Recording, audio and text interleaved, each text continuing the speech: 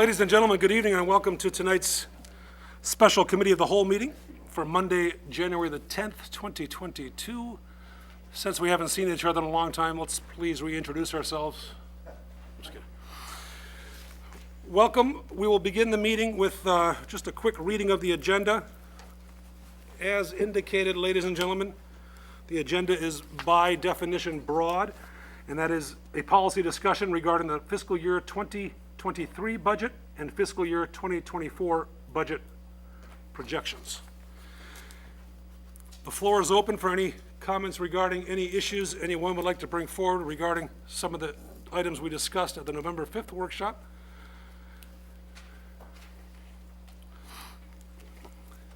I'm going to be a minute. No problem.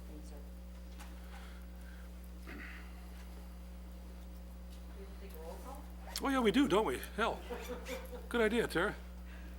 Let the record show that all the council members are present, save for Alderman Bruno, who's joining us remotely. How's it going, Mike?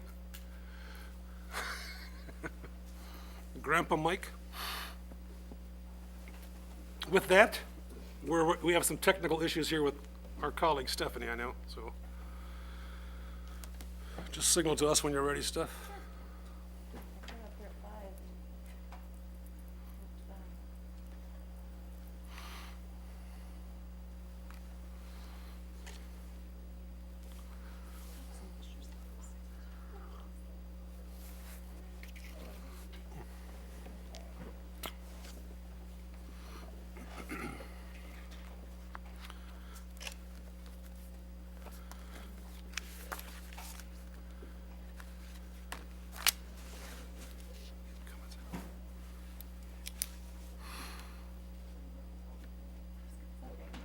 Okay.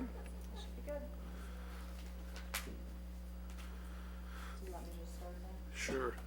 As indicated in an email I sent to the council earlier today in response to Alderwoman Burghart's email, one of the salient outstanding issues was, quote, discussion regarding or consideration consensus regarding the funding of external organizations.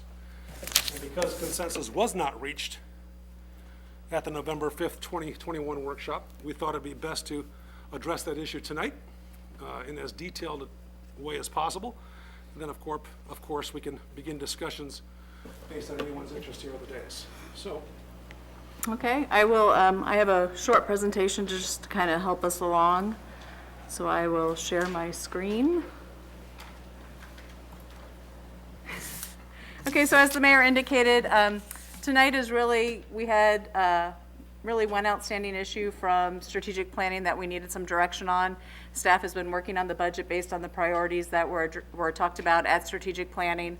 We're getting all the numbers finalized and put together to bring forward to the council for their review in the next couple of weeks. So in the meantime, we wanted to kind of get some feedback and direction on the issue. But before we do that, I wanted to talk a little bit about the timeline. Like I said, we started November with strategic planning. Then November and most of December are staff going through budget requests, looking at the budget, submitting the items, meeting with Rita, myself, and Ben, going all of that, trying to put the numbers together, looking at our revenues. And then we start in earnest this month. Tonight, we're looking for some direction. On next Wednesday, we will notice the public hearing. On the 24th, there will be a special committee of the whole to give you an overview and presentation of the budget and then present the actual draft budget that night. And then on the 31st, if desired, there's a meeting that can be set aside to answer questions and just have a budget discussion. And then the public hearing would be on Monday the 7th with potential adoption.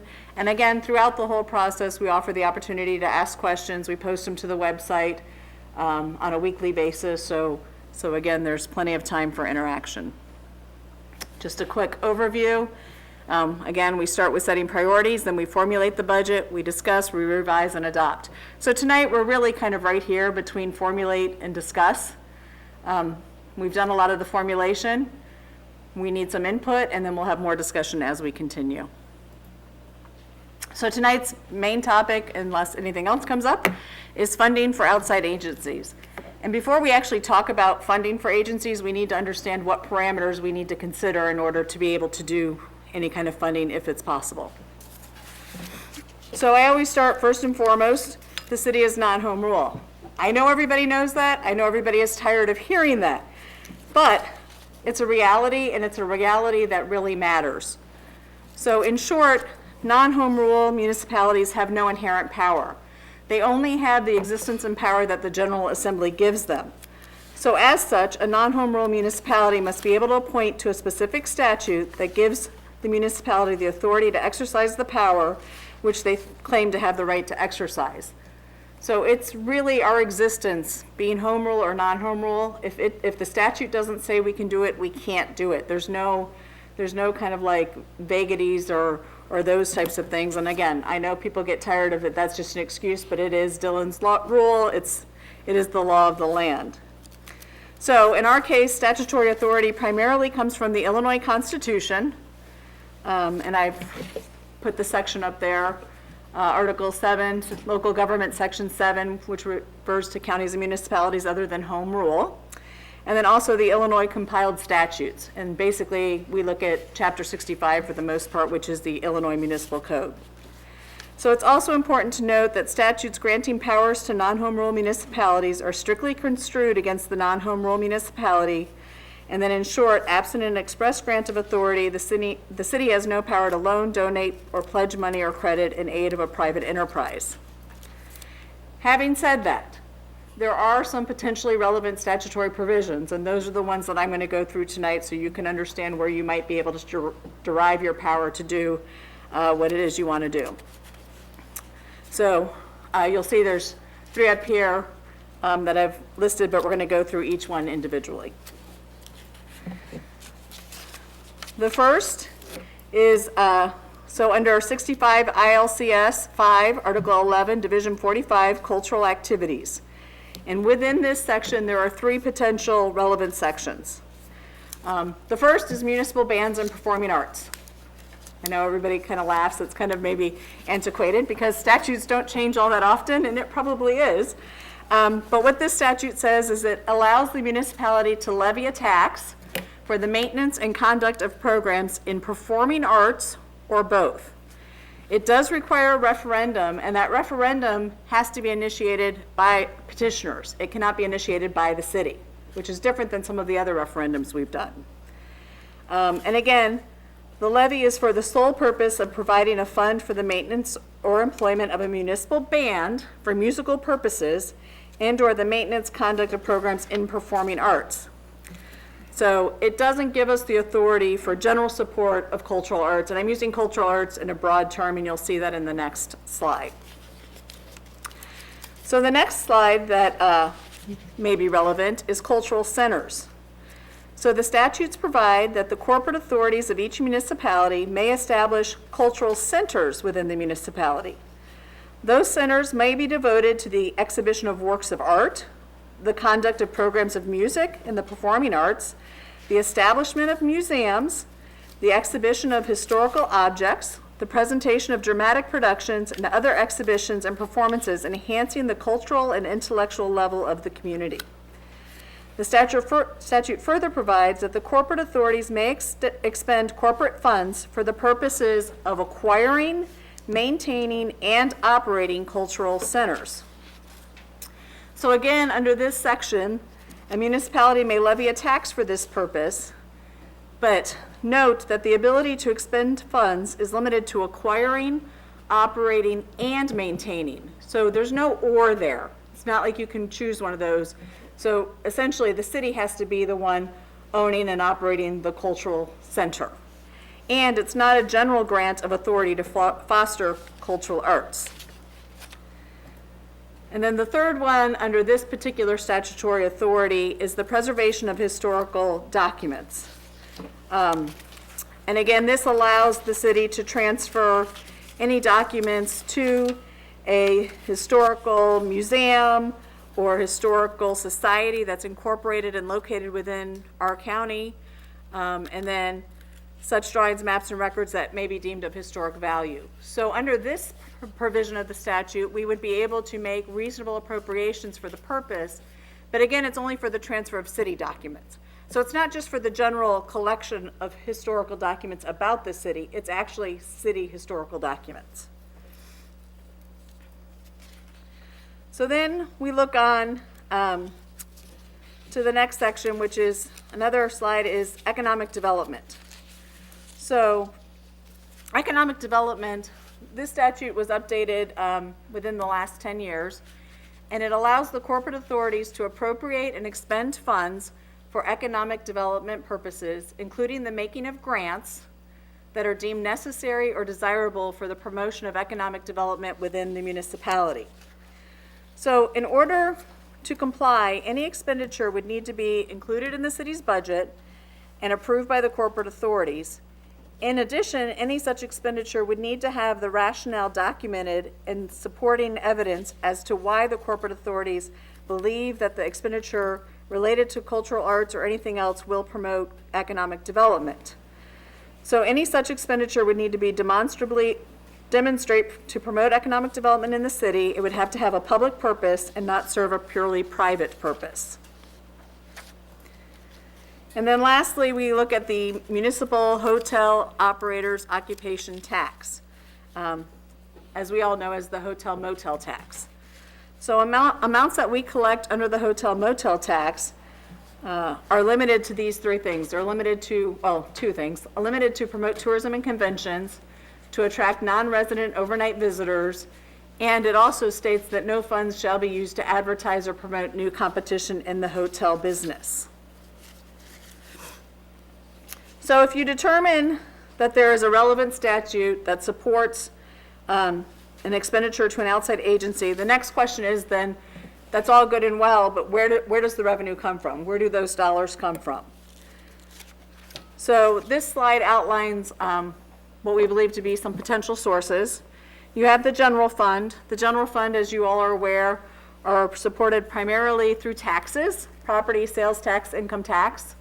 It supports the general operations of the city, which includes your streets, your fire, your police, your administration, just the general operations. And then we also use the general fund to transfer funds to support our capital expenditures, capital equipment and capital projects, which includes anything like building, facilities, those types of things. It doesn't include infrastructure, because as you all know, we have a 0.5% non-home rule sales tax that is solely dedicated to infrastructure, but our capital equipment fund and our general capital projects fund do not have a dedicated revenue source. So that money always comes from the general fund. Once we figure out operations, then we make a transfer into those funds. And then we also have the tourism fund, which is the hotel motel tax. And that's the only revenue source for that one is the 5% hotel operators occupation tax. That comes from our three hoteliers, Harrington Inn, Comfort Inn and Suites, and Oscar Swan.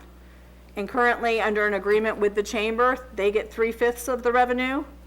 And basically that agreement says that they're acting as our Visitors Bureau arm. They do the marketing and those kinds of things for the city. And then the remaining stays within the city's coffers for city-initiated programming and projects, which also includes festival support. And then the last thing is levy of taxes by referendum, which are the two levies that I alluded to earlier, one under the municipal band and performing arts, and the other one under cultural centers. So there's really three key points for your discussions this evening, is your statutory authority, your funding source, and then lastly is the documentation. It is the corporate authority's responsibility to document that it complies with the statutes. It's not who's getting the money. It's not technically staff, although we assist you in that endeavor. But ultimately, you all have to be the ones who determine that it is and are able to document that it does meet those statutory requirements if you were ever challenged on that fact. So other considerations that have been given in thinking about documentation are whether it's a one-time grant or expense, an ongoing expenditure. Generally speaking, agreements cannot run longer than the mayor's term, and a contract requires prior appropriation for sustaining the purpose of the contract. However, there are several exceptions, which again, the agreement we have with the chamber falls in those exceptions, because if you have a special fund exemption, that means that you have money that is solely in its own fund and allocated, like hotel motel tax can only be used for certain purposes. then you're allowed to have contracts that extend longer than that term. So a lot of information, short amount of time, but I kind of wanted to give you the framework in which you can have the conversation so that you know what you have the authority to do or not to do. We do have Finance Director Cruz with us and Economic Development Director Timoshenko with us. And I know that there were some other questions that some of you had, and I'm happy, I think I have some of those answers ready if you have those questions, but we're just here again to help be a reference and help you work through what you want to do. So with that. Can you go back a couple of slides? Sure. I need you to go to the slide that talks about expending funds for economic development purposes, including grants, et cetera. This one? Right. Sorry, I just want to read it again. Okay, no, that's You were fine. going kind of fast. I know. I have a tendency, I apologize. So what you were saying about this is that if we have a use that we feel is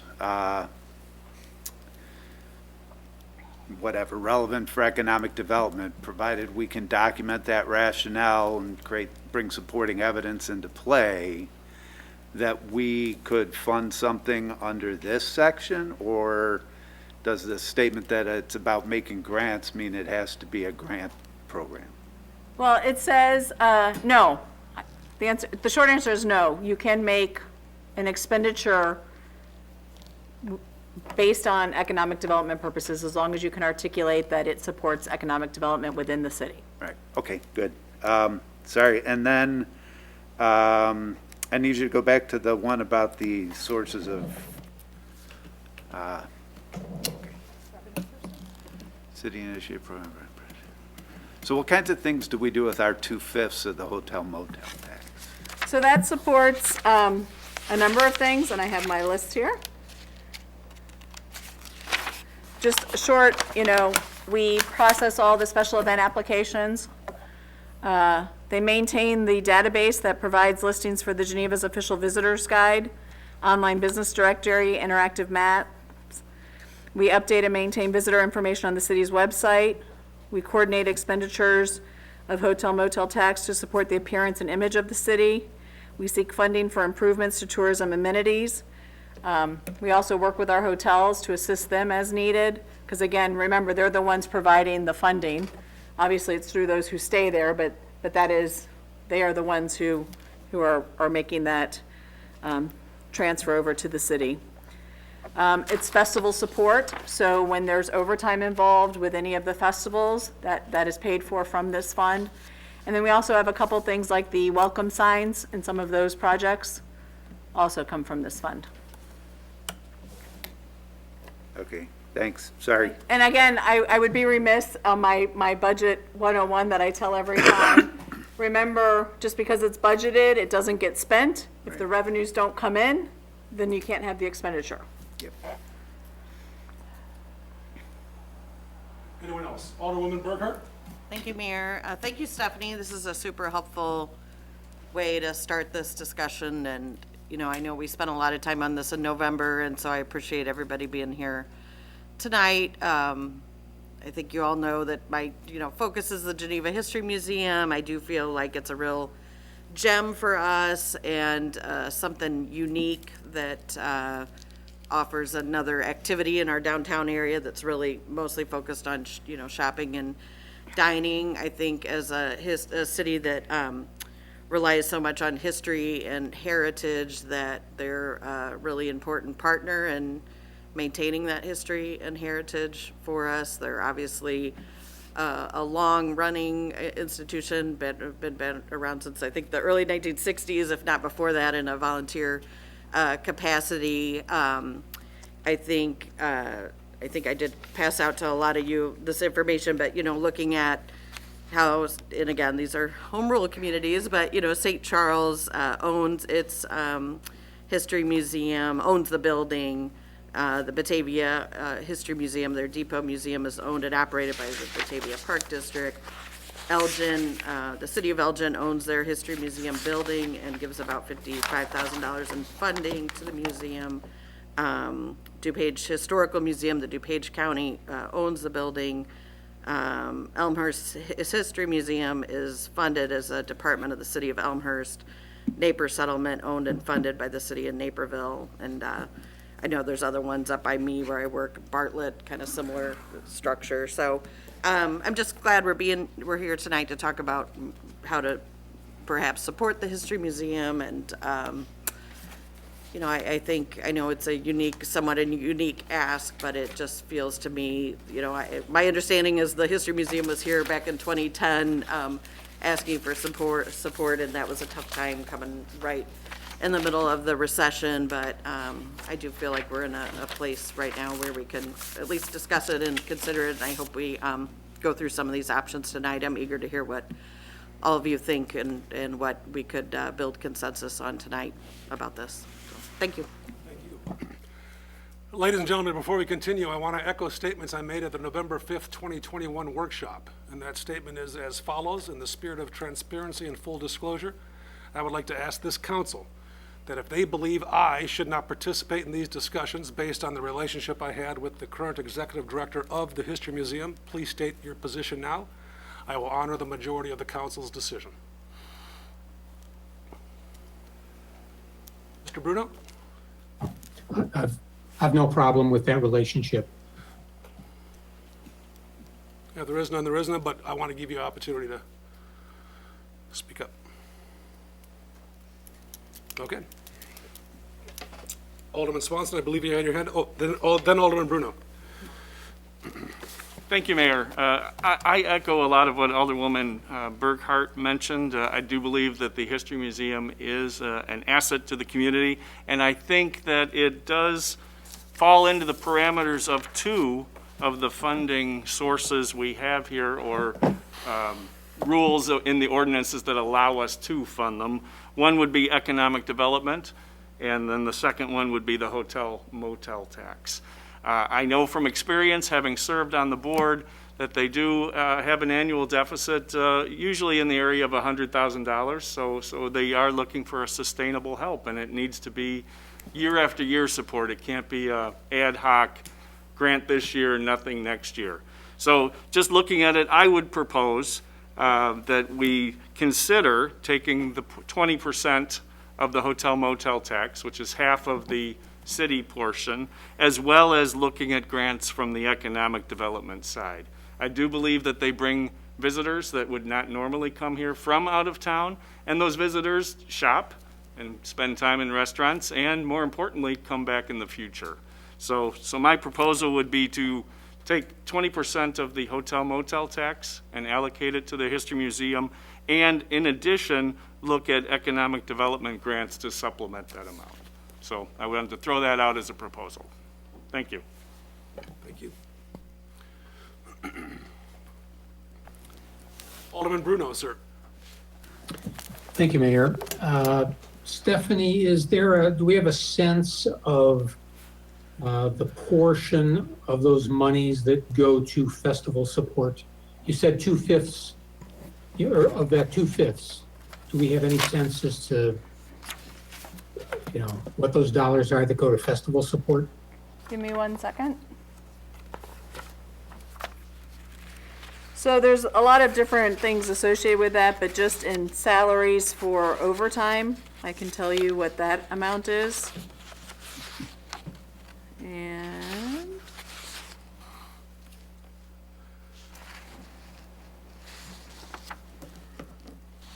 it's about $22,000 a year.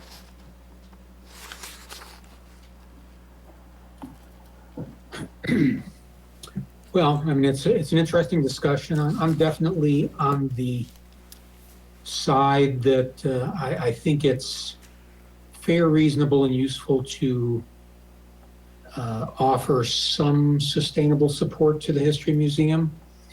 I think it could be justified. I'm still unclear as to what would make me comfortable as to how we source that.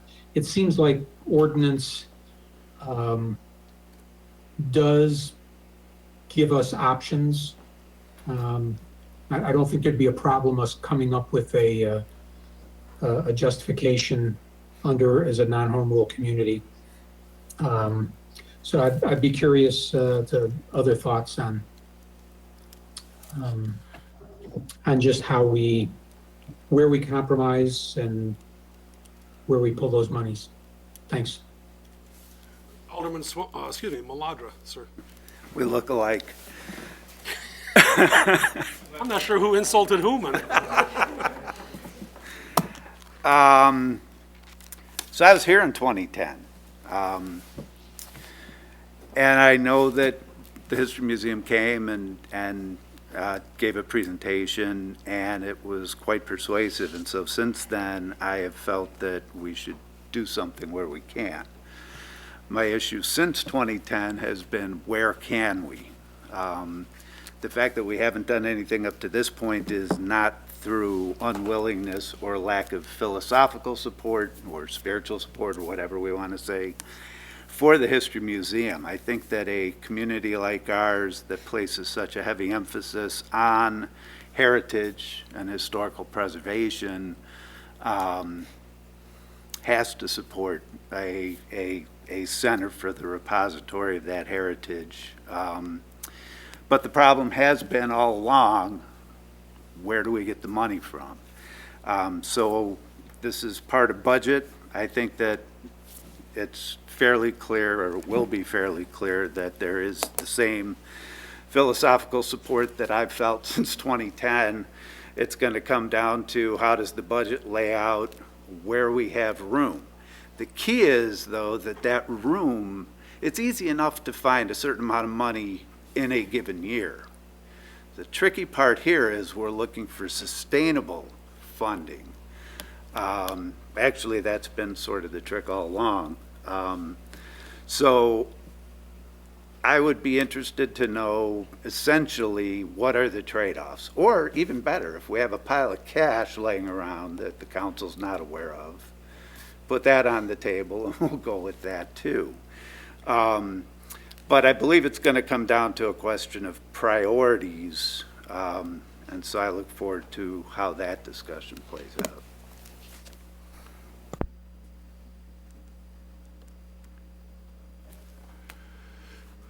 Alderman or Alderwoman Ruby, then Alderman Kosarog.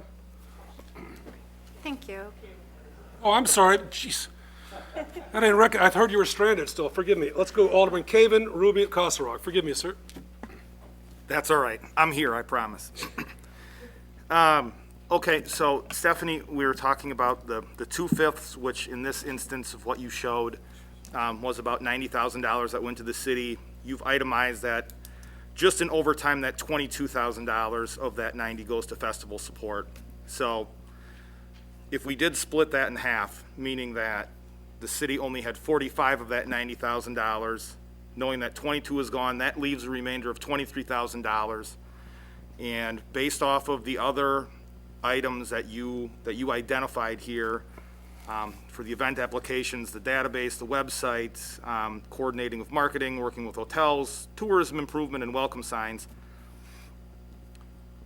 do you think that it's possible for you to maintain those other items that are listed on there if the city received half of the amount that they do in current state? So, that's a tricky question. Some of the things would then have to fall to the general fund. So again, just because it's taken out of tourism, if there are things that the council deems as a priority, then so for instance, some of the salaries that come out of the tourism fund, those salaries would then come out of general fund. Excuse me. Some of the capital expenditures might have to be rethought, because like for instance, right now, the welcome signs we split between tourism and infrastructure fund. So it's kind of, I don't have, ultimately it comes down to what the amount of funding is and what the council's priorities are. And so that's kind of what I'm looking for tonight, is to get that direction so that when we come back to you with the draft budget, we can say, we've included your priorities. Either here are the things that we still need direction on because we don't know whether they're still a priority or not, or here are the things that we have cut based on the priorities we were given. Okay. Well, that's definitely fair. I mean, if we're able to move things from other areas, I mean, I'm certainly willing. Obviously not everything, but I would have to dig into the details and No, no, see what and that I is. understand exactly what you mean. It also comes down to what is it that this council prioritizes. So I certainly understand that, and I'm not trying to ask you a question that there really is no way to answer, but when I look at we have been receiving X amount for a lot of these different items that, I mean, we can debate what would be more useful or what wouldn't be, but when I see something get cut in half, to me, that seems like quite a bit for an ongoing expenditure, not knowing what everything is gonna look like year to year. So I'm certainly interested to hear what everybody else has to say, but that percentage just on its face, to me, it's substantial. So, thank you. Alderwoman Ruby? Thank you. I'm curious if there is an estimate on what it would cost the city to preserve the historical documents if we didn't have the museum doing it? Or maybe if the museum knows, their costs, their staff costs, that type of thing. I'm just looking for a ballpark number just to help rationalize the amount of value that we're getting from the museum and that we're getting for free. And looking at all these other neighboring towns that are all supported by their cities. I understand the challenges, where does the money come from, but I feel like we are getting an immense value from the city, and we haven't supported them financially, and I think it's time that changes. I feel like this needs to be prioritized. So I don't know if anyone wants to speak to an estimate on, The preservation of historical documents? yeah, is- like an annual, Is done so by the city of Geneva at zero cost. They are all stored in the safe downstairs outside of Gene Fenori's office. We have not, to the best of my knowledge, ever transferred historical documents to the museum. okay. Under, forgive me, but it references that opportunity, pardon me? I don't remember. Under this preservation of historical documents, that's one option, of course, but we've never done that. As you well know, a donor cannot ascribe necessarily an accurate value, nor can the recipient, so it'd have to be negotiated for what it would cost. But to date, there's zero cost. It's just stored beautifully in the safe downstairs. Okay, so what is the difference between what is being stored here? What types of documents, how do those compare or contrast to what we would find at the History Museum? It's a large question. I can ask the expert, of course, Ms. Emma, but generally speaking, the books that we have in our possession downstairs of when the city was chartered, et cetera, those are in our possession. A agenda from a meeting necessarily would not be an historical document per se, but something of major importance that occurred, what have you, recognition of somebody, et cetera. It would have to be deemed of having, significant provenance and all that good stuff by the museum, and then accepted accordingly based on those standards.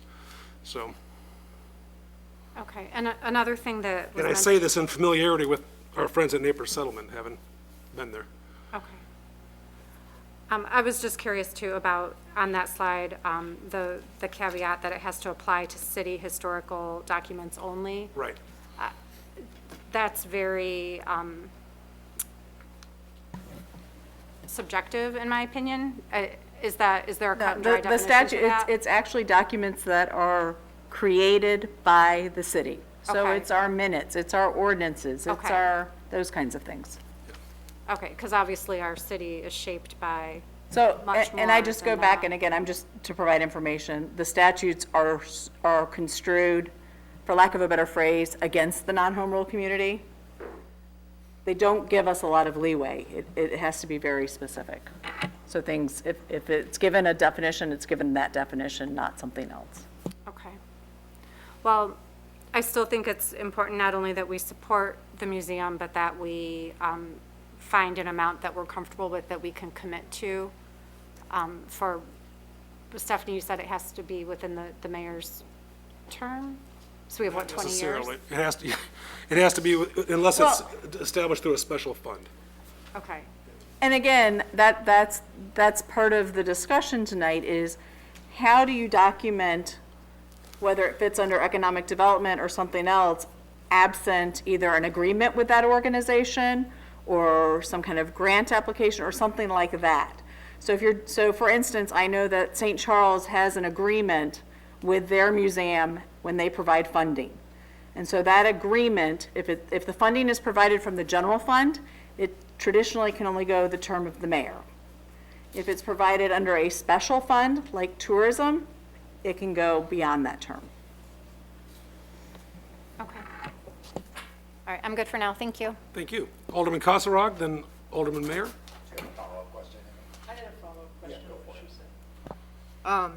So in that regard, what is our agreement with the Chamber of Commerce that lays out that what is their share? So their agreement, they get all of their funding from Hotel Motel, which is a special fund. Right. And so it spells out that for that 3/5, they will do these things. And I don't have it here in front of me, but, you know, essentially it's acting as the marketing arm of the city. Okay. So their But that dollars, stands in essentially perpetuity unless until we such stop time it. as, there is a 90-day, I think, termination clause that either party could terminate, and until such time that the city either wanted to revise it or the chamber wanted to revise it. Okay. So just, it wasn't the comment I wanted to make, but what you're referring to, just to clarify, is I think in the 80s, 84, 89. I think actually 94 was the latest, The amendment. the amendment, Originally yeah. established It was in in the the 80s. But it's referring back to that And I original. would also note that why I keep saying 3/5 or whatever is that's the language. So that goes back to my comment about if the revenues don't come in, you don't have the expenditures, you're not committing a set dollar amount, you're committing a set amount of revenues that are received. Right. Well, what I guess I just wanted to say is, as I thought about this weekend, is I feel like the dollar amount that we're talking about is either random or driven by the History Museum's budget or shortfalls. And I feel like we're not, we need to switch that around and figure out what we can afford, what our taxpayers can afford, and not sort of pick a number out of the hat or base it on, frankly, a budget, a number that, I've heard, Ms. Emma has given us that number, but I've never seen anything that sort of details where that number comes from. And I guess maybe I'm saying it's not even relevant. I think it's what we think our city and our taxpayers can afford. And I know that puts a little pressure on staff and you, Stephanie, but for me, that's really important to understand where that number came from rather than it being random. And so I certainly am in the camp of supporting the History Museum, philosophically and spiritually, but I'm not sure where to start with that number. I feel like based on the presentation that you gave, I'm not really feeling like it's that hard to justify. It certainly brings people do historical research, people come back to town all the time that used to live here that want to look up things or see what was going on, or the latest exhibit on the Little Traveler, and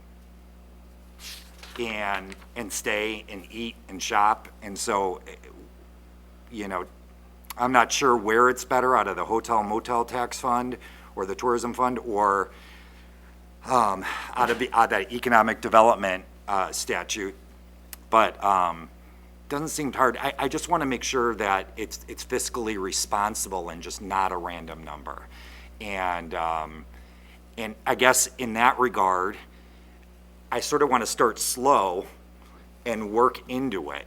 I've heard some pretty big numbers thrown out there that I personally am not comfortable with. I understand the need for this museum. I appreciate the museum being there. I wish I took advantage of it more. I just joined as a member.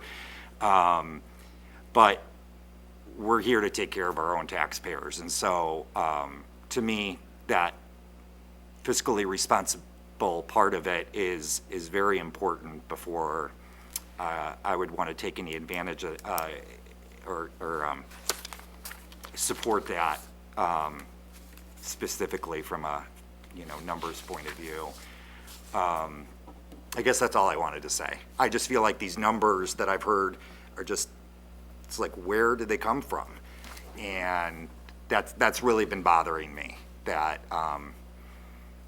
that we should do more, and so that's it for now. Thank you. Alderman Kilberg, sir? Yeah, I just had a few questions. I know that the HPC looks to the History Center as a resource when they're doing research on properties in Geneva. Is that pro bono, or is there actually a billing back to the city as it relates to the History Center, from the History Center back to the city? As I understand it, it's pro bono. Okay. My next question was, as far as the welcome signs, where do we stand? I know that we're quite a ways along as far as the installation of the welcome signs. Where are we at financially in the total project? Would you say we're about 3/4? I think we have one left of the 5 large signs, and then we start tertiary signs. Are we in year 3 or year 4? Year 3? Yeah, we're longer than year 3. I mean, but like where we thought we would be. We just have the final leg budgeted. Can you talk in the microphone? Come on up, Kathleen. I know this was a large expenditure, and we were looking at it over about a 5-year period of time to pay for it. Is that about right? Yeah, and then we ran into some issues of siting and Sure. and conflicts, but But I mean, as far as the financial piece, would you say that, and I think the total tab on all the signs was somewhere around, what, 400,000? Was that about where we were at on that? Maybe Stephanie can look it up. I don't have the number. The only reason I'm asking is that was a huge undertaking as it relates to that budget, and I just wanted to see what our status was as far as getting this behind us. And again, I don't need exact figures. I'm just saying, I would guess that we're probably about 3/4 of the way into it. So for fiscal year 2022, we were spending $58,000. For fiscal year 23, we were contemplating spending $29,500. But I Microphone? don't have right at the ready what we've spent overall. Your microphone. I don't have what we've spent overall. That's all right. I just, at least the way I envision it, it seems like we're quite a ways down that road. And again, that would be, as I look at this, that would be the other half of that remaining 45,000 if we're working with a 45 and 45. That would have eaten into that pretty heavily if we'd initiated this 2 or 3 years ago. And then finally, whatever we do, I think the thing is that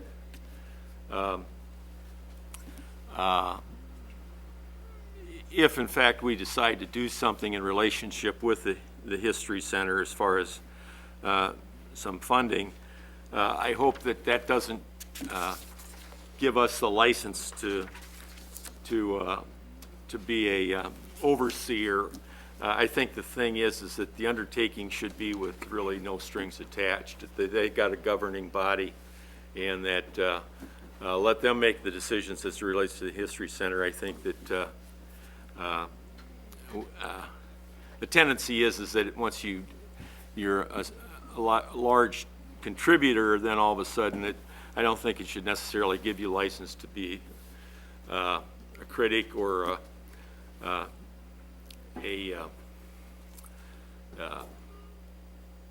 well, you get the drift. Okay, that's all I have.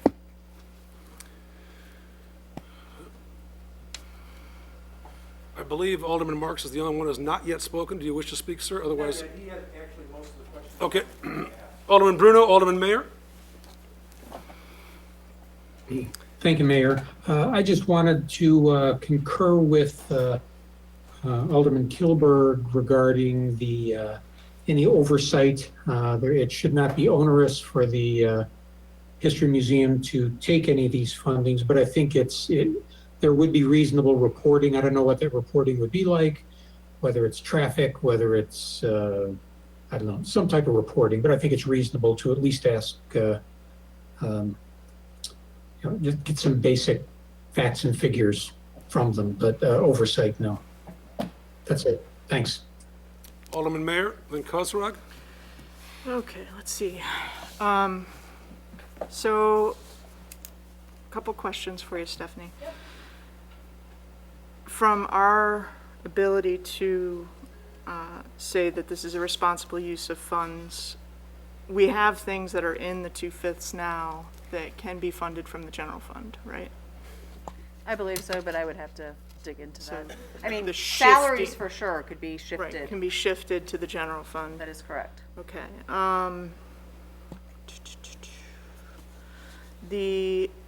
How do we fund the Cultural Arts Commission? So the Cultural Arts Commission has a long, interesting history. It started, they were a subcommittee of SPAC, and then they became their own kind of standalone committee. They started getting funding from the city in fiscal year 2009 with a transfer of $5,000 from the general fund. That continued until fiscal year 2012, and they didn't get a transfer because by that time the city believed they had been doing enough fundraising and they had a large enough fund balance. And so the city said, you know, times are tough, we're not gonna transfer any money anymore. Apparently in 2013, as I recall, because I think I was in this room at the time, a transfer of $5,000 was made from the general fund because they were making a transfer to beautification. And if beautification was gonna get money, then cultural arts should get money. So that's what happened in 2013.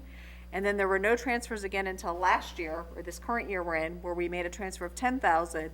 And that was based upon that we had started looking at the statutes, what created cultural arts, what we're allowed to do, what we're not allowed to do, and they wanted to send out basically an appeal letter. And we weren't comfortable, meaning staff, with an appeal letter coming from the city saying, send us money. I mean, residents Right. pay taxes, and so that's why we got a legal opinion, and so we asked them to stop fundraising until we could sort through all of that. And so in the meantime, as they were drawing down their fund balance, we gave them $10,000 to support some of the projects that they were doing. Okay, thank you. I agree with almost everything that's been said. I went and toured the History Museum, and, you know, going back a million years, I used to go down to the museum in Wheeler Park. It was not as nicely organized as the museum on 3rd Street is now. I think that the museum does really valuable work for the city at large of Geneva, you know, whether or not there's any relationship to the municipal function of Geneva. I don't think there really is, except in this economic development role, or as a grant. But I definitely share the philosophical support of the museum, and I think modeling something after the way that we support the chamber would be my preference if we're going to move forward with something. And I share Brad's skepticism about what the right value is here, because we don't know where our other priorities, which we know there's a lot of priorities to take care of in the city right now. We have a facilities report that's quite onerous in amount of work that needs to be done in the city. So I think along the lines of what Brad said, I'd support caution and how much we push into this situation and look at it again next year to increase, if anything. I think that covers all my topics. Thank you. Alderman Marks, sir, then Alderman. How's it going? Marks has not yet spoken, then we'll come to you. Okay.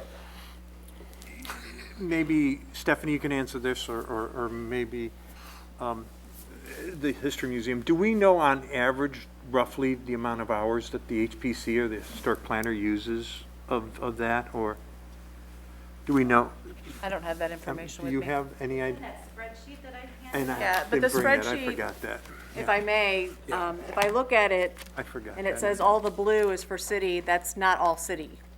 There are a lot of things in there that weren't derived from the city, so I don't know that, Okay. that's, I mean, I can look through it and I see other people that aren't city people.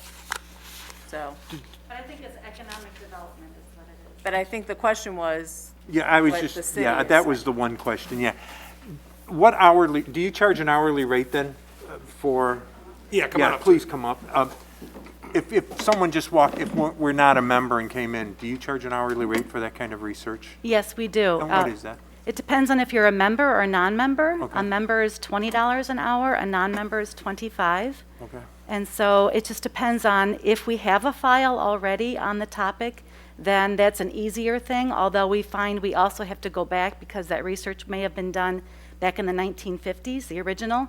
And we have so much more accessibility to information now, so many times we go back in and dig back in again because we find either errors or more information than they had accessible back then. So we do spend quite a bit of time, probably way more than we charge. And that's at our own fault because we like to be accurate. Okay, all right, thank you. Alderman Kosorog, then Alderman Maladra. Sorry about that, Mayor Burns. Oh, no, it's all good. All I wanted to, the no strings attached, I completely agree with Alderman Kilberg on that, and in philosophy, I did just want to say two things that I feel are important if we fund. One is pretty much not relevant currently, but I think Geneva citizens should always get into the museum for free. I know you're not charging one now, so it's totally a non-issue, but should you go back to a fee structure, an entrance fee structure, I think if the taxpayers support the museum, the taxpayers should get in for free. Geneva, and I'm just talking about Geneva people, I'm not talking about out of town. And then, That's maybe the headline not. tomorrow. That slices it a little thin, I'm not sure. And then, again, not to get into the weeds, again, in the philosophy of what Alderman Kilberg said, but an annual presentation is nice to find out what's going on, what's new, what's going on with the museum. Not into the weeds, not what was this lunch for or that lunch for, and was it justified? I agree, they have their own board of directors, but it's always nice to hear what happened. And so I would ask for that. Maybe that doesn't have to be I would like the fee thing to be sort of a string attached. The presentation can be, informal. But I just wanted to bring that up because the fee thing I feel really strongly about. Thank you. Alderman Maladra, sir. Yeah, so because of the question about the Cultural Arts Committee, I wanted to make sure that we're clear. I believe that the Chamber is the only external organization that we give money to, correct? correct. Cultural Arts Committee is us. So we moved money from a Geneva operations bucket to pay for a Geneva operations use or purpose as we can. And then I guess I wanted to double check, are we really not home rule? Doesn't matter.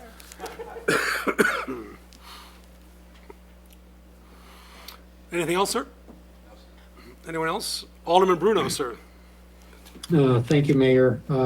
Yes, can someone please explain what home rule is? It's what we eat. No, I was just going to offer, I haven't heard one voice not in support of some form of support. It seems that this is one of those things where you want to do it, but you want to have all the answers before you do it, and you'll never have all the answers in any reasonable period of time. I'll just throw it out here in direct conflict with Alderman Kosorog of a random number, but it seems 1/5 of that tourism fund seems a good starting point to consider. It seems like we can It seems like we can move things around, but again, it's arbitrary, but I'd like to move this along to see if we can really land on a way to move forward. Thanks. Alderman Swanson, sir, then. Thank you, Alderman Mayor. Alderman Bruno headed me off there. He was half of what I was going to propose, and I go back to my original proposal, which was the 20% of that remaining. That would allow us to provide the History Museum about $40,000 to $50,000 per year. It was mentioned earlier that no one knows where the number comes from or what their deficit is. And I guess if you look at the museum funding in the area, St. Charles is providing $40,000 to $50,000 plus the building. Batavia is providing the staff plus the building. Elgin is providing $54,000 plus the building. So by saying we're going to provide $40,000 or $50,000, we are in no way exceeding what other cities are providing their smaller museums. So I don't think the number is unreasonable, and I think it could be easily vetted or looked at. So I just wanted to provide insight into that number and go back to my original proposal, which was 20% of the hotel tax. And then we should also look at the items that we're receiving and we're currently not paying for, like the HPC. Perhaps we should be paying an hourly rate for, in addition to funding them, because we are receiving a free service for that. So I just wanted to reiterate my initial proposal, and that was the 20%. So thank you. Just to clarify, Alderman Swanson, your initial proposal was 20% from the tourism fund, and then, quote, supplement that 20% with a grant. That is correct. If we could do so, that would be awesome. Obviously, this conversation has veered around what are we offsetting or what can we do. Well, we knew the conversation would veer. We knew that. Absolutely. Yeah. So yes, I was looking, actually, there are three pieces. I was looking at the 20% of the hotel tax, then looking at the economic development, what could we do on a grant basis, because I do believe that we are receiving economic development benefits from having the museum there. And then thirdly, the HPC and perhaps the cemetery is receiving a lot of free services and benefit that we are not paying for, but certainly the taxpayers of Geneva are getting a benefit from. I would, this will be headlines tomorrow, but I would caution that line of reasoning, because we only have to look back into the videotapes of a month ago that are not yet public. So just a caution, we could talk after the meeting if you'd like. But fair enough. Let me ask a question. Mayor, I think Alderman Bruno has a clarification, because I think him and Bob are on the same Okay, Mike? page. Yeah. Thank you, Alderwoman Ruby. You're perfect. Sorry. You weren't on screen. This is why we didn't put them together originally.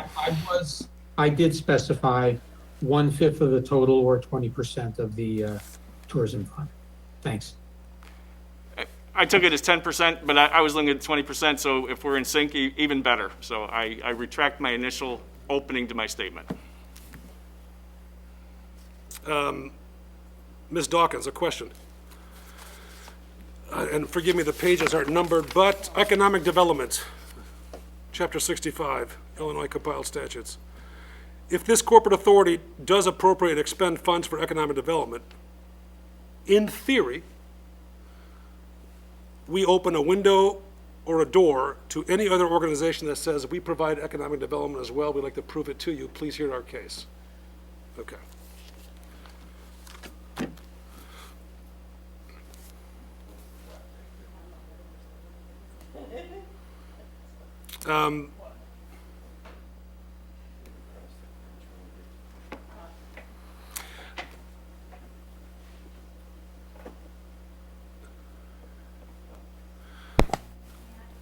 Okay, could I ask a question about that last comment? So my off-the-cuff response was we can cross that bridge when we get to it.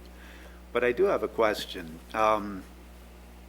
If we open that door, would it be sufficient to say that I am not philosophically and spiritually in support of what that next organization is asking for, and therefore we could turn it down? Or if they demonstrate that they're providing some sort of economic development benefit, we have to? No, you don't have to, by Okay, any that's means, yeah, I don't know. Yeah, I was gonna say, there's no haves or haves required, not. Yeah. So we'll cross that bridge when we get to it. But you do run the risk, and again, depending upon if it's a protected type of organization, you might run in a challenge for inequity.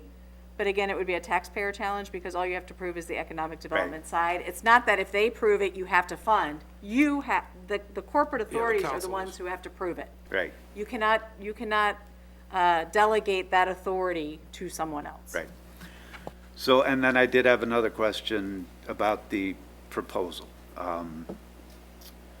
So I understand the rationale for the amount and things like that, but what we're asking is that you tell us the ramifications of taking half of our piece of the hotel motel tax away, right? Okay. That's how I understand it. I understand it if that is if we get a general consensus here tonight, Right, if we can do it, that's great, but we then need to we know would what come it back costs with the us. budget, with that amount in that fund, and we would either say, here's stuff that got moved elsewhere, or here's stuff that we are recommending go bye-bye. Cool, thanks. And just to clarify for the council, based on my notes, Alderman Swanson's original proposal was, as agreed to by Alderman Bruno, 20% of the hotel motel tax, quote, remainder, as we'll call it for argument's sake. 20% of that, No, he's not saying 40%. that. No, he's saying 20%. 20%, Yeah. just like 60% to the chamber, 20% to the History Museum.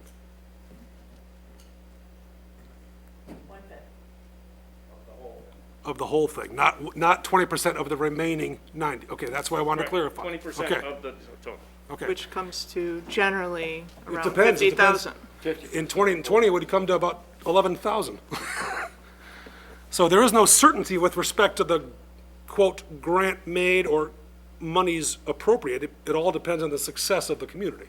We understand that, correct? But it could be a long-term agreement. There lies the That's rub. about 50,000. Yeah, it's about 50,000. That's what I want to ask. If tonight, are we talking about one budget line item for this upcoming budget season, or are we talking about perpetuity? That's the question. Secondly, I have been advised by a number of people that a grant, whether it be from the Economic Development Department or elsewhere, is not in the best interest of the beneficiary organization. Is that a fair statement? Because a grant requires an annual review.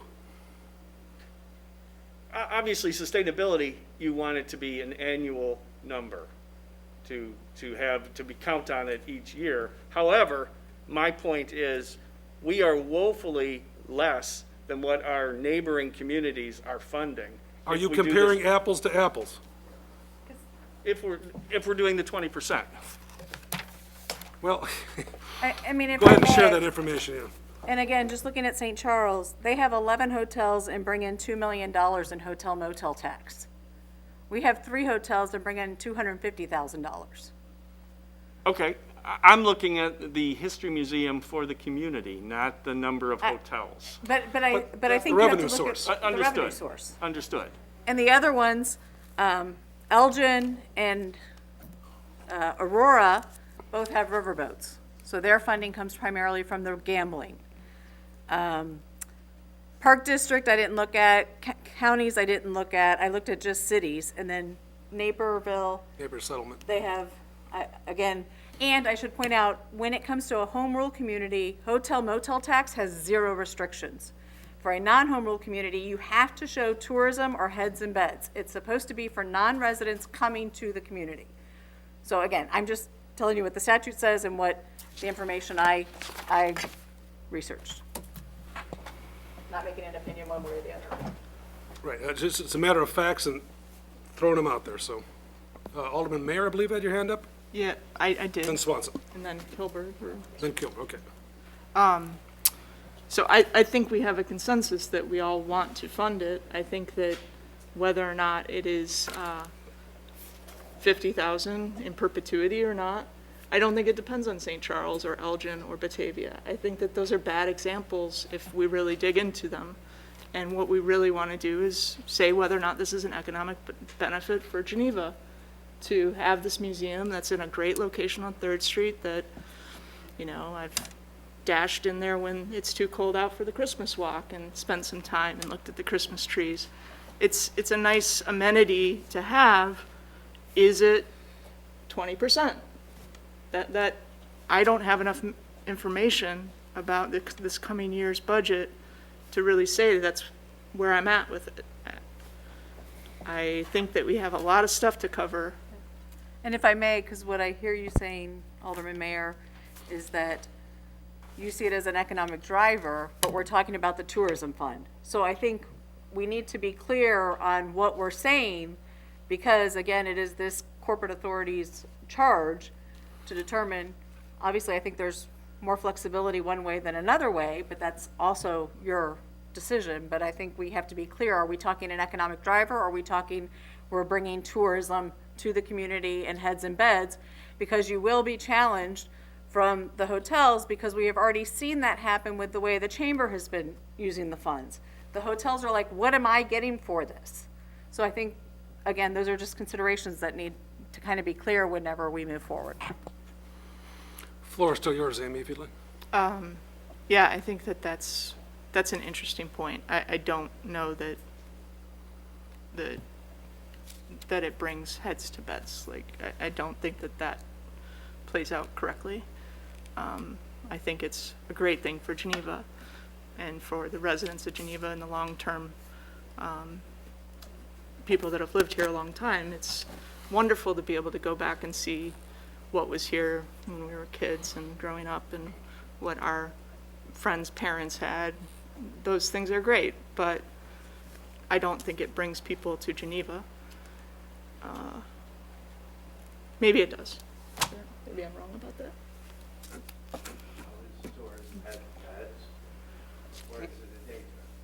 It's two separate things. Two It's separate. tourism and conventions in the municipality, or overnight stays for non-residents. Alderman Swanson, then Alderman Kilberg. Thank you, Mayor. We've been talking a lot about the Geneva History Museum, and we have the executive director here, and I think she wanted to add some. Could I do that, or? No, add not some- at this time, because I've Okay. got a series of questions as well and clarifications. I Okay, want to make so certain that we have a holistic and an organic conversation here, Very fair. and then we can involve Ms. Emma, I so. wanted to give her the floor if possible, but that's, I Absolutely, understand. no question about it. Thank you. Mr. Kilberg, sir. Just one question. The Kane County, the riverboat funding, has the History Museum applied for funds in the past? And have you been a recipient? And again, that's a grant on an annual basis. It's a project-based grant, so you can't just use it. Terry, come on up to the podium. Sorry about that. Yeah, could you tell us how that's gone? And Sure. that's sort of dried up as far as, I mean, those funds are only a small portion of what they were a decade or more ago. Absolutely, especially with COVID, with the casinos being closed. But we have applied just about it. I've been there over 10 years now, and even before I was there, that's an annual ask. The issue with most grants is they are project-driven. So you can't just apply for a grant and put it in your operating fund and use it to pay your salaries and take care of your building. Well, building, yes, but you can't just pay your lights. But you have to have a specific project or a goal that is needed, and then you have to pay for it, and then you get reimbursed. That's typically how those work. Over the last 5 or 6, or over the last decade since you've been there, how many times have you been the recipient of that grant money? Can you, roughly? Every year except for last year. Every year? Yes, we've replaced all of our HVAC units. Okay. We have done many, many projects. Last year I asked for a security camera, and the city was great to help me because we wanted to kind of cover the fireplace out front, and I promised that I would share footage Sure. of anything that happened. We did not get the funding, and I was very disappointed, but I understand that it was very mild funding last year. Roughly, what was the dollar amount? $9,000. 9,000, okay. Okay, thanks, Terry.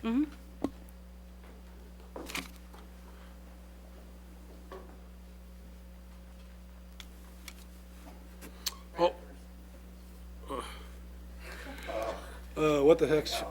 Alderman Crossrock, then Alderwoman Burger. I was just kind of following Stephanie's comments on St. Charles with multiple hotels and then how much they support the museum, which we got from Ms. Emma and Alderman Swanson. And that comes down to, I think, 2.5% or 2.2% of their $2.5 million in hotel motel tax revenue. I just want to throw it out there. That's a number that I'm more comfortable starting with, not 20%.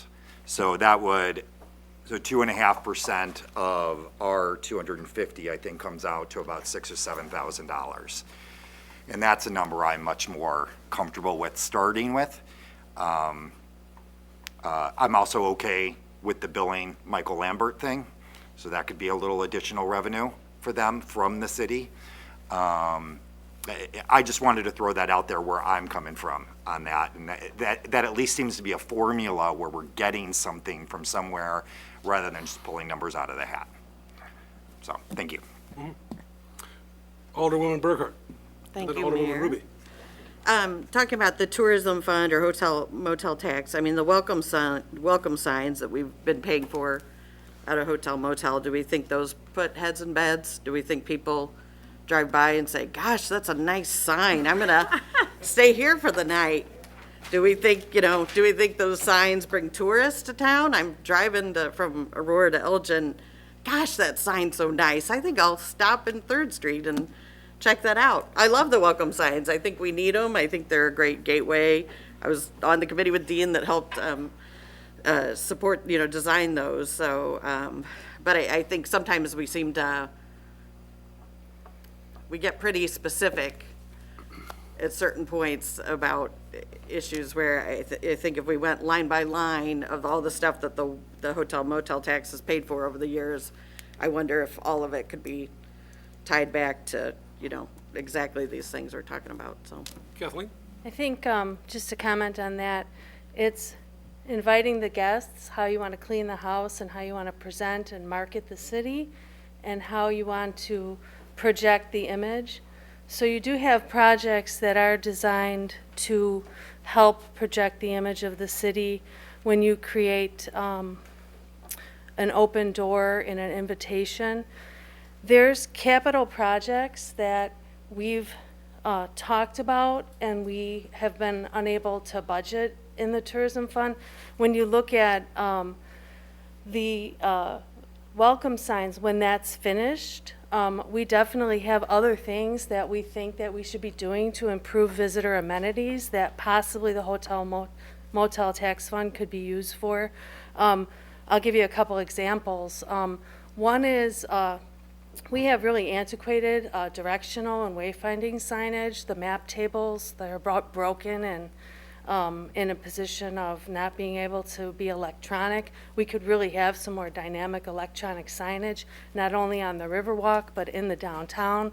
That's one project that potentially could come at the rear of the welcome signs. So another project would be, we've talked for a while about creating a French Market kiosk, creating a venue opportunity there for additional festivals to create more of an area for festivals that don't have to have tents all the time, that could be more dynamic. Other special event users could use that. We've talked about trying to do more gating and festival type amenities with gates instead of having to always put ugly barricades. So there are projects that you do look at in the tourism fund that are designed to project the image, and that is considered promoting tourism and opening the door, cleaning the house, opening it up for guests. So that's the mentality behind it. So thank you. And I'm in favor of all that, and I totally think the welcome signs being funded through this is fine, and it is right, as it should be, everything you said. I'm just saying, sometimes I would just like to, be thoughtful about how we're tying everything to. We obviously want to do things the right way. We don't want to be shuffling money in a way that isn't transparent or fair or is going to set a bad precedent. So, my other thing to say was about what Becky was touching on about what would it cost us to replicate what the History Museum has done or to take care of our documents. And I understand what the mayor is saying is that we're keeping our city documents in good shape, although I think a lot of them are at Public Works, aren't they? I remember seeing them a bunch in the attic when I was forgive me. there on a tour. If you want to talk about all city documents, yes. Yep. If you want to talk about those documents that are truly, in my humble opinion, historic in nature, And I'm not just talking about old agreements, but, you know, the original books and what have you, that we sometimes bring out when we have tours in City Hall. Personally, I believe those are in danger of falling apart. And to transfer those to the History Museum, I think would be a wise move on behalf of this city. And by transferring those documents to the History Museum, we could figure out or find out from Miss Emma and Miss Howlett and the others, Markey and the others, what would that annual cost be to preserve these documents in such a way for posterity's purposes? And then we can fund that work accordingly under one of the doors that provides statutorily. Good. Absolutely. So I think that's a great thing that we should be looking into, but I think when you talk about the heritage and history of a community, you're not just talking about the agendas and the minutes and the maps that were done maybe by city employees. You know, when my daughter went on her third grade field trip to learn about Geneva, she didn't go into the bank vault at City Hall. You know, when Michael Lambert's doing his 100 hours of research when we were going through the historic preservation ordinance, he wasn't in, you know, the bank vault at City Hall. He was at the History Museum going through a very macro level of Geneva history dating back to 1835. So I do think, you know, when we talk about, you know, what amount, we also have to say, this is 2022. The History Museum's been asking for some support for a long time now. The History Museum dates back decades before that. Do we owe them for back dividends or back pay for the work that this kind of the little museum that could has done to preserve Geneva's history? And I think without the people at the History Museum, I don't think, you know, when you go there and you go in those archives and you see the names, the Wheeler, the Burgess, these names that we all see as we drive around town, I just don't think, I think, you know, I'm from Springfield. A lot of that stuff has gone poof because there just isn't, unless it's Lincoln, there's not a lot of momentum to preserve the history of Springfield in a lot of ways. But I just think we have something really special at the History Museum, and I'd like to be, when we talk about fairness, be supportive of them in terms of all they bring to us, and I hope we can get a consensus tonight soon to fund them at a level that I think is appropriate. So, thank you. Thank you. Alderman Ruby, then Alderwoman Ruby, then Alderman Maladra. Thank you. Just a quick comment on the St. Charles funding being at 2.5%. That doesn't take into account that the city owns their building. So I think that's a big variable. I am comfortable with the 20%, as Swanson and Bruno both suggested. Thank you. Thank you. Mr. Maladra, sir. So I appreciate everything that Alderman Burkhart just said, and that goes on the side of the problem that is what I call philosophical and spiritual support. There's a million reasons why we need to support the History Museum. What we need to figure out is to what extent we can do that. So I like the idea of starting with 20% of the hotel motel tax and figuring out what are the ramifications to the city of doing that. The idea that we would commit that right tonight is troublesome to me because we have no idea what our whole budget is. Also, I wanted to talk about the commitment being similar to what we have with the chamber, which is the only other external entity that we provide money to. If there is no hotel motel tax, but I doubt that that's going to be the case, so it may go up and down, but you have a sustained commitment that way. So I think that what I'm happy with tonight is consensus that we say to staff in figuring out the budget for this year, how can we fit that in? And what are the ramifications of doing that? You were talking about you're moving, you start the dominoes falling. You move salaries to general fund, and what are the dominoes there? What don't we do as a result of that? And if we can do that, Bob and I have been talking about this, if we can do that, if we really can do this without horse trading or without, taking from something else, that's marvelous, but I think that we need to have our eyes open and realize the extent of, of what we can do or not. That's all. Mr. Maladra's statement that there is no action tonight. Consensus will be reached with respect to direction provided, Ms. Dawkins, Ms. Cruz, and Ms. Timish, excuse me. Right. And I wanted to close with one thing. I think this is important also, not just for the History Museum, but for us as a team or whatever else. It's very hard. Every penny of the city is sort of allocated or accounted for. It's very difficult for us to enact change of any sort. And so when an opportunity like this presents itself, a change that we all feel needs to be made, I feel I feel bad for things I ask staff to do all the time, but in this case, I think it's important that we do it, because how else do we shift? How else do we change?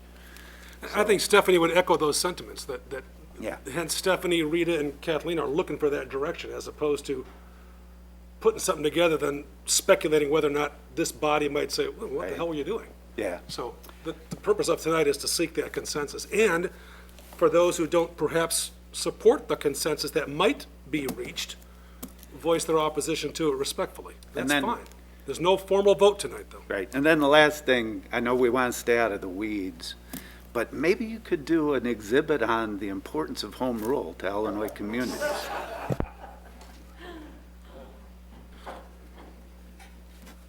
Alderman Caven, sir. Let me know when that is, I'll make sure I'm busy. Quick question, I know we've brought it up, or it's been brought up a couple of times, in relation to what maybe some other communities do, which may or may not be relevant, but as a percentage of what they're overall bringing in from the same type of fund, and the comment's been made a couple of times that, well, St. Charles or some other place also provides the building. Who owns the current building that you're in? Our legal name is the Geneva Historical Society, so we own our own building thanks to the community that supported it back in 2004. Okay. So we have no mortgage, we own the building outright. Okay, so other than, which I don't want to say only, you were just talking about the HVAC system and everything else. Obviously, there is upkeep, but Yes. you own your own building. It's an 18,000 square foot building, so when an HVAC unit goes out on the rooftop, it's $20,000. Yeah, And we have 6 of them up there. okay. Thank you very much. I Yes. appreciate it. And I think something else that I heard was that St. Charles supports it, but those history centers are part of the city of St. Charles, yes? Yes, sir. So that's also then why they probably provide and take care of the building. I definitely think that there should be some support, but, listening to Brad and some others this evening, in my opinion, 20% of the tourism fund is definitely a lot higher than something that I would be comfortable with. So when we're figuring this out, or when staff goes to take a look at what some of the different options are, I know we also discussed a little bit about does it fit in this specific fund? And I know that we cited some other things as well, but if this is for people from out of town for overnight stays or heads in beds,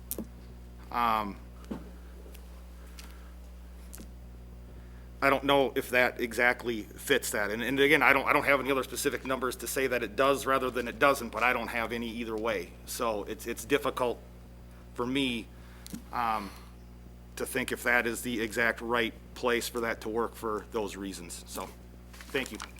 Thank you. Alderman Bruno, sir. Thank you, Mayor. I wanted to emphasize a point that Alderman Maladra made, in that and you made too, Mayor, in terms of whatever number we come up with, if we do come up with a number tonight, this is only an exercise. Ask staff to plug that number in, see what else breaks. I think if we start, I think the exercise isn't useful if we stick in a very small number, because that'll disappear, you know, we can easily absorb $4,000, whatever. I think if we're going to charge staff with something like this, I think it should be a meaningful number. It may come back that we just decide we can't really give up 20% of that fund. But I think as a starting point, I don't think it hurts anything to start with that 20% if there's consensus at that number. Thanks. Thank you. You've got the coolest remote look right now, man. There's like 7 Alderman Brunos on the screen, which is, no, not you personally, I'm just talking about the, is that what it is, because the camera's on Yeah, there? because the camera's on the screen. We'll be in that, see? Anyone on the dais? Yes. The Geneva Historical Society's been around for a very long time without the city, and it was funded by, the great families of Geneva primarily. So the Wheeler family, the Ott family, and some others. And I reinforce what Dean said earlier about the city's involvement in their business. If we give them money, I don't think that we take any responsibility for their stewardship. And I think that needs to be very clear to us, but also for our successors that, may have different political agendas than this group does. That would be important to me so that nothing becomes political about this history center. And I think the only way to do that is through some type of agreement between the city and the History Museum, because to just put it in the budget. Correct. That means every year any council can do that with an agreement too, but you at least have to go through whatever mechanisms there are to extricate yourself from an agreement versus just a budgeted item. Anyone else from the dais, or? Yes, sir. Following the document transfer idea, are there new documents every year that we would continue to transfer? So, I mean, obviously, we have a catalog going back to the 1800s in the safe, but 2022, 2023, are there still more documents? Oh, and sure. hence, still more funds? Yeah, and this is a great opportunity to invite Terry up to the podium, because let's face it, every proclamation we pass, if my experience is of any value in other communities where museums are, the museum always asks for a copy of that document so they can preserve it forever. So yeah, that happens almost automatically. Right now, it doesn't happen. Exactly. So last year we had, or 2 years ago, we had the History Museum here and the Historical Society to so declare that anniversary of the date they formed the committee. All that material went to Terry and Heidi and the team. Yeah. Do we do it as a matter of course? No. But we could. Of course, absolutely. I think that's a great segue into Miss Emma's Q&A here. And I wanted to perhaps preface the Q&A with some questions for the benefit of everyone here and, of course, tuning in. I am, despite Alderman Maladra, myself, and some others being here in 2010 when the, quote, presentation was made to the council, what was the nature of that presentation? It was more or less, as I understood it, to talk about the success they have achieved in terms, what was it? I think that former Mayor Lewis. Correct. I think the former Mayor Lewis was pretty clear about financial. Got it. That's what I thought. Okay. That was my recollection as well, but we should not construe the action of the city council as somehow dissing the History Museum. Exactly. And I think with the spirit of framing this discussion tonight, this is not about, because nobody in this room, nobody tuning in would say the History Museum, the Historical Society, the professional staff have no value, and they're not appreciated, and they're not regarded as esteemed in their field, all that good stuff. So with respect to no strings attached type giving, there's no such thing. I would argue, and this is a delicate topic, but we've seen it in other communities as well, that if a public body grants public funds to a private institution, if there's not an agreement in place as to the expectations of that private institution when it comes to public discourse and debate, we find ourselves in a very precarious position. And I'll give you an example. In other communities, I have witnessed firsthand significant financial support to a private institution. A debate rages at the council level or county level.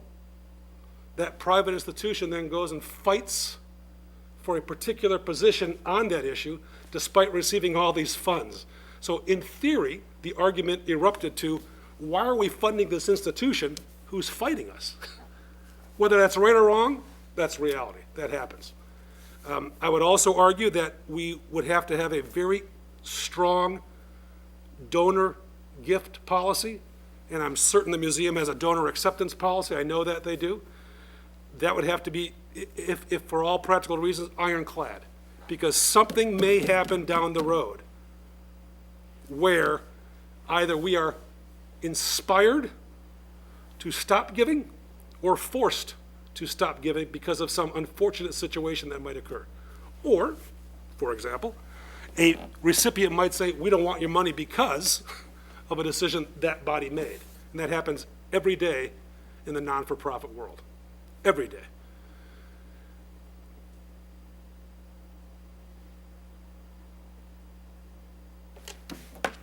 Forgive me? There was a reference made earlier to, quote, we should consider a support that is, quote, meaningful. Meaningful is determined and defined by the donor, not by the recipient organization. I have never in my 30-plus years as a professional fundraiser said to a donor, only $5,000? That's not meaningful. We have to determine what is meaningful.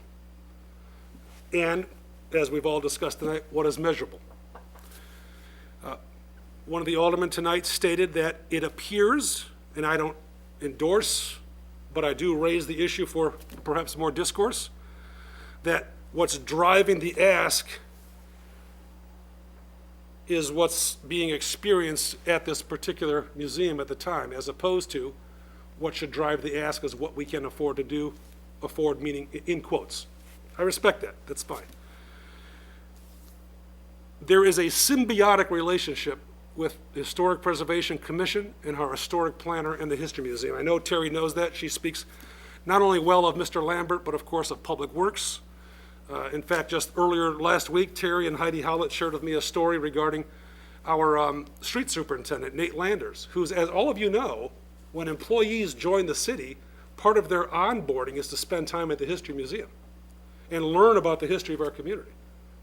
Nate Landers still remembers stories that Terry and Heidi and others told when he looks at the properties he's supposed to manage and realize, oh, that's right, I remember learning that.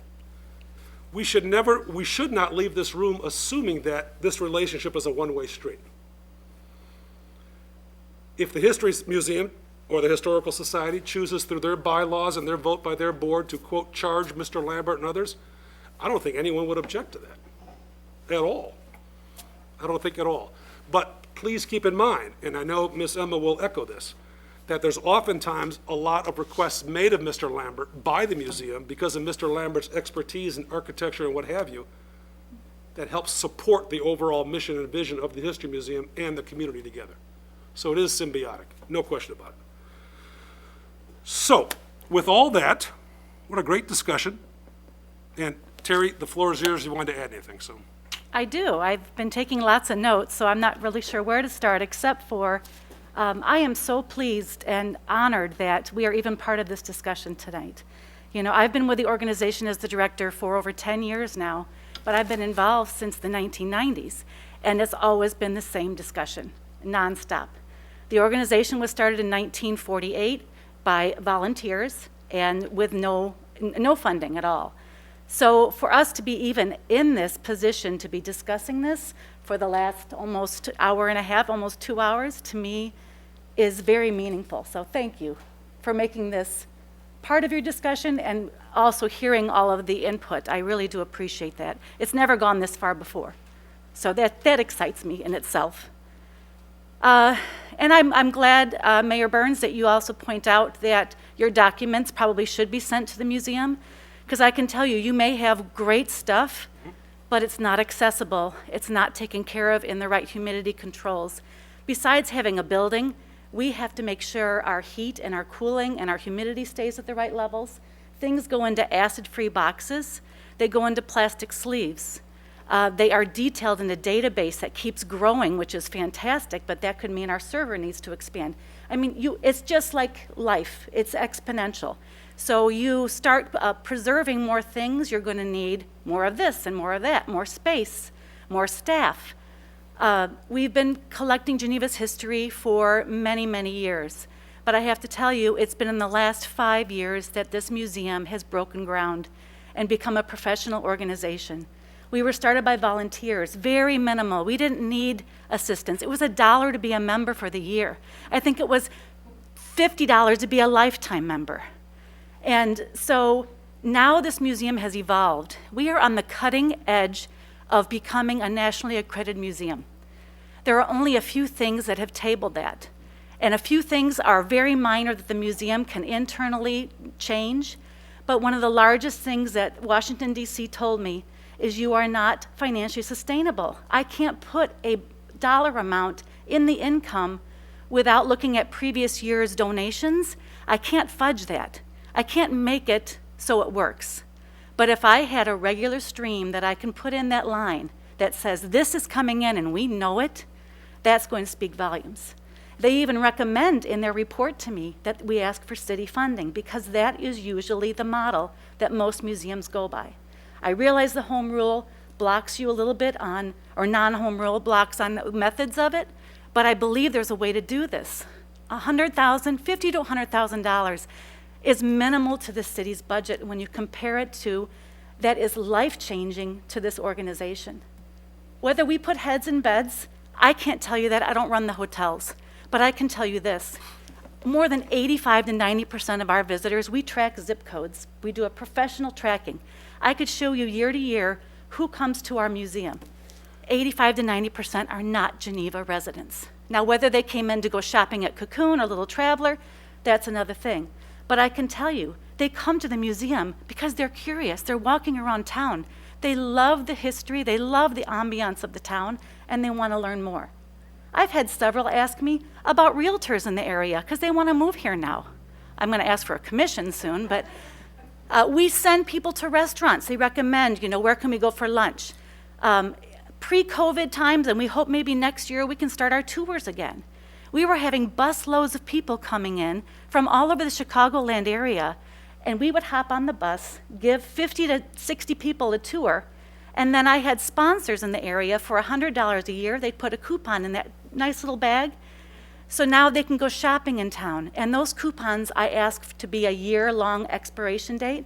So if you don't have time today to go to all of them, come back to Geneva and now shop and use those coupons. We were in our 5th year, and it was going strong in 2019. 2020 hit, and of course that all stopped. We want to bring that back again when the time is right. But I can tell you, we are an economic drive. We brought in people who do research, and they stayed at the Harrington Inn. And the woman told me she couldn't find any genealogy till she came to us. The information we have is rare, unique. We've been cited by several national organizations as being a spotlight for what local history museums should be. And we actually get visitors from McHenry County Museum. St. Charles comes to us all the time. We have become the benchmark in the area. So I think you should all be proud that your town is one of the best museums in the area, and we're starting to see that result. We've been voted best museum in Kane County several times, so we are right on the cusp. Look at what we have done without the help from the city. Imagine what we can do with your help. It is phenomenal. Our ideas are endless. Our strategies are numerous. It's always the bottom line. How are we going to make this happen? As you guys all know, you've been talking about it for an hour and a half here. It's money and people. You can make a huge difference in this organization. So thank you. Thank you. Any questions? Yeah, to the dais. Any questions or comments from anyone about if not this topic. Again, our purpose tonight regarding this particular topic is to reach consensus by the council to provide our professional staff with direction to perhaps crunch some numbers, as it were. This is not a commitment to do anything for any period of time other than to bring back numbers for our additional review and presentation on the 24th of this month. That's it. Alderwoman Ruby. I loved your presentation. Thank you very much. Thank you. I'm sure I forgot a few things, but that's okay. No, it was great. So you mentioned like 85 to 90% of your visitors are from out of town. Do you know off the top of your head what is your annual or monthly, how many visitors, how much traffic do you get, like in the 5-year period pre-COVID? Pre-COVID, 10,000 visitors annually. Okay, At Christmas walk alone, 1,800 within 4 hours. Wow. So we do a very accurate reporting, and not only numbers, but zip codes, because I use that for grant writing as well, to show that our reach is more than just Geneva. Of course, most of our members and our donors are mostly Geneva, but it's those that interact with us, even our programs. I track every zip code, and it's in our system. So I'd be able to give you guys an annual report of any information you'd like. The research that we do, we keep a spreadsheet of all those. And we're currently working with a few businesses right now that are thinking about expanding, and they're in the historic district. They came to us for photographs. They came to us for, when was this building built? And we work with all these businesses, and we've become the resource for them to even start the conversation about what can I do and what did my building look like. Without those images, I don't know what they would have nothing to go on. Sure, great, thank you. Maybe you can start asking people their zip code and if they're spending the night in Geneva. There you go. I will ask that. Don't want to get too personal, yeah. Anyone else? Mr. Kilbert. As I look through our strategic plan for the upcoming year, the document that we had at the workshop under economic development, there are 2 goals. It says create and promote a community brand featuring natural resources or cultural characteristics of the community. And another goal was to promote tourism featuring natural and cultural assets of the community. How do we capture the cultural assets of the community without capturing the history of the community? And one of the things that when you listen to WGN and they promote Geneva, what do they always say about Geneva? Historic Geneva. So that does differentiate Geneva from a lot of other communities that apparently don't have or haven't captured the history of their community to the extent that we have. Now, obviously, the architecture and a lot of the things about Geneva are historic and they're going to be there, but for us to establish a goal that this is an important element, a characteristic of this community that we value, we've always valued, and will continue to value, I think that this is an element that that plays an important role or an important part in sustaining that for future generations. You know, if you don't value history, you won't have history. And if I can just add a funny story that kind of reminded me of that, talking about people coming in from out of town. During COVID, a lot of people were cleaning out their closets. We had people drive in from Kansas, from all over the country that had cleaned out their closets, and they have a connection to the history of Geneva. The Dodson family brought in china that used to be in the Dodson house, which is now the Wells Fargo. They brought in photographs of what the house looked like before it was even a hospital. And then I had 2 separate families come in. They were both Harrington relatives. One was from Arizona, and I forget where the other one was from. It ends up they're related. And I figured that out through the Harrington tree, and I've connected those families now. And I mean, it was just kind of had no idea, but they actually sought out to come to Geneva, and maybe they went to lunch after they came to the museum. Maybe they probably had to stay the night, or they had a long drive to go back, but they're seeking us out. I'm not having to stand on the street and say, come on in. They're coming to us. So I thought those were pretty neat stories, especially during a time when most people are shuttered away. They were making connections.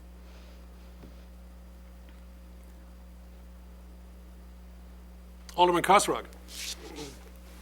I don't know if you can talk about what a project it might be should we transfer our documents to you. What would that entail? How many hours? Is it for it relative to other projects? Is it a big, obviously it's important. It's the soul of our city, but is it a big, medium, small project? And what kind of upkeep and ongoing and every year getting another, how does that all work and that kind of thing? Should that occur, hypothetically? Absolutely, that should occur to come to the museum because we have the resources, the professional staff and so on to do so. And it becomes the placeholder.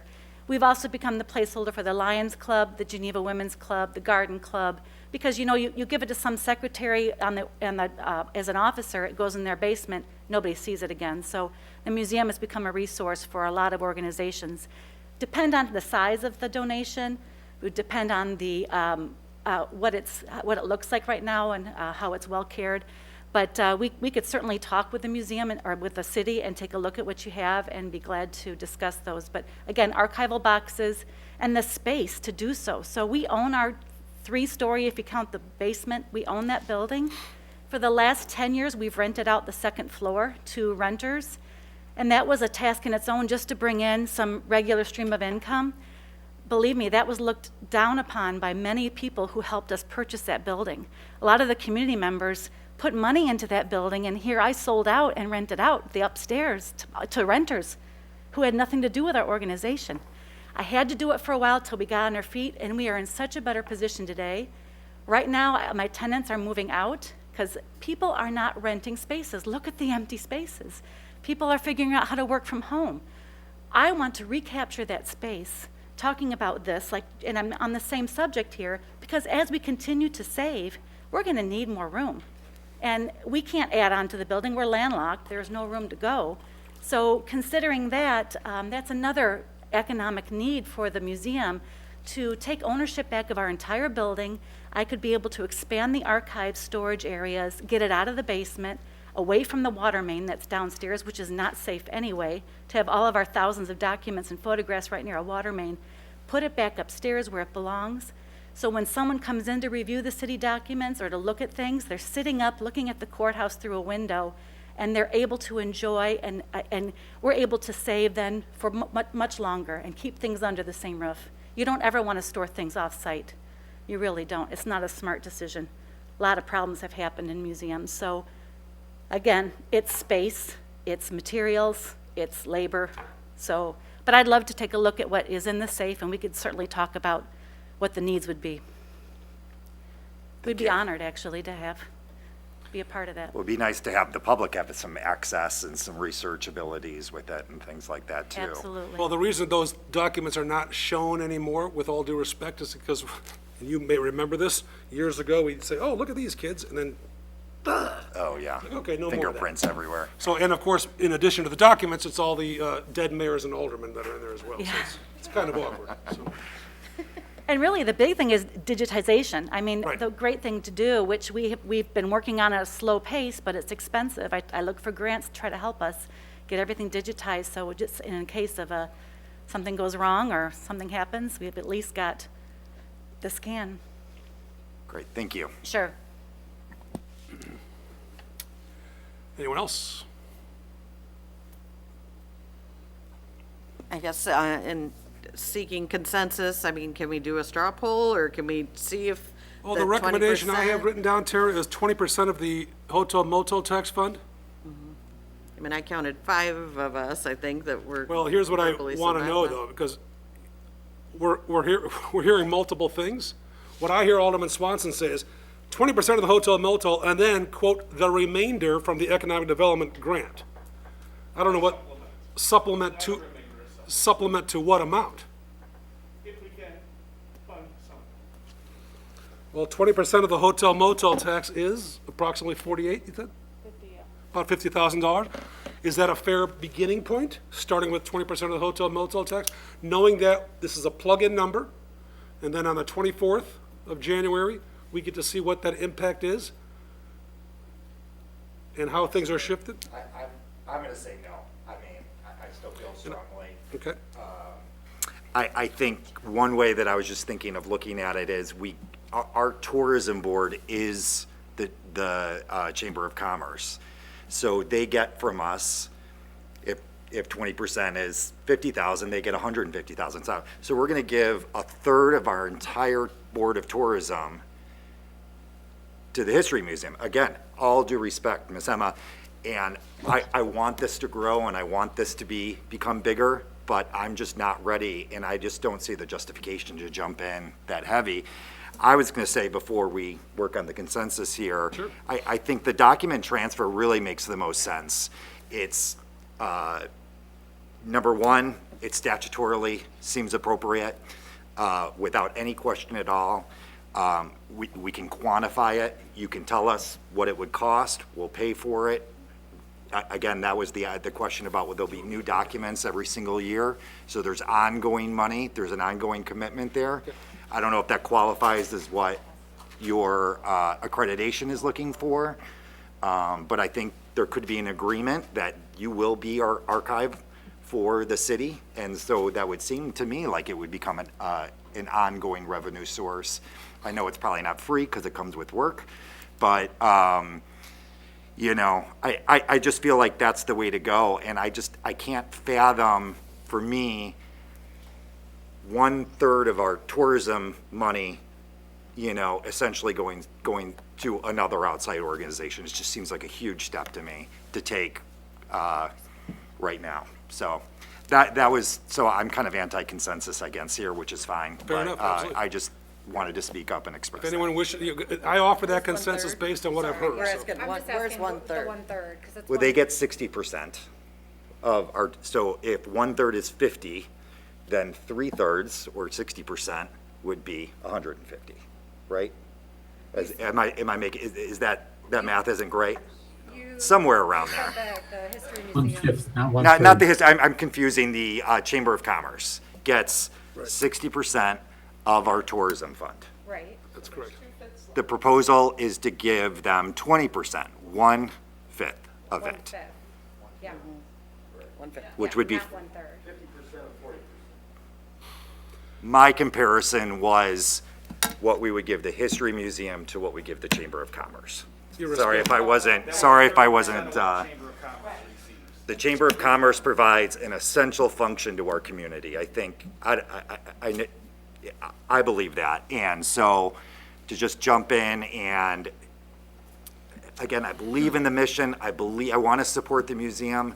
I just can't see this much money going out right away. But I can be on the minority of that, and that's totally fine. That's fine. And again, there's no formal vote being taken. I present the consensus based on what I heard. I think I heard correctly. If I'm incorrect, then please offer a different, Mr. Maladra, or? Well, so Brad, I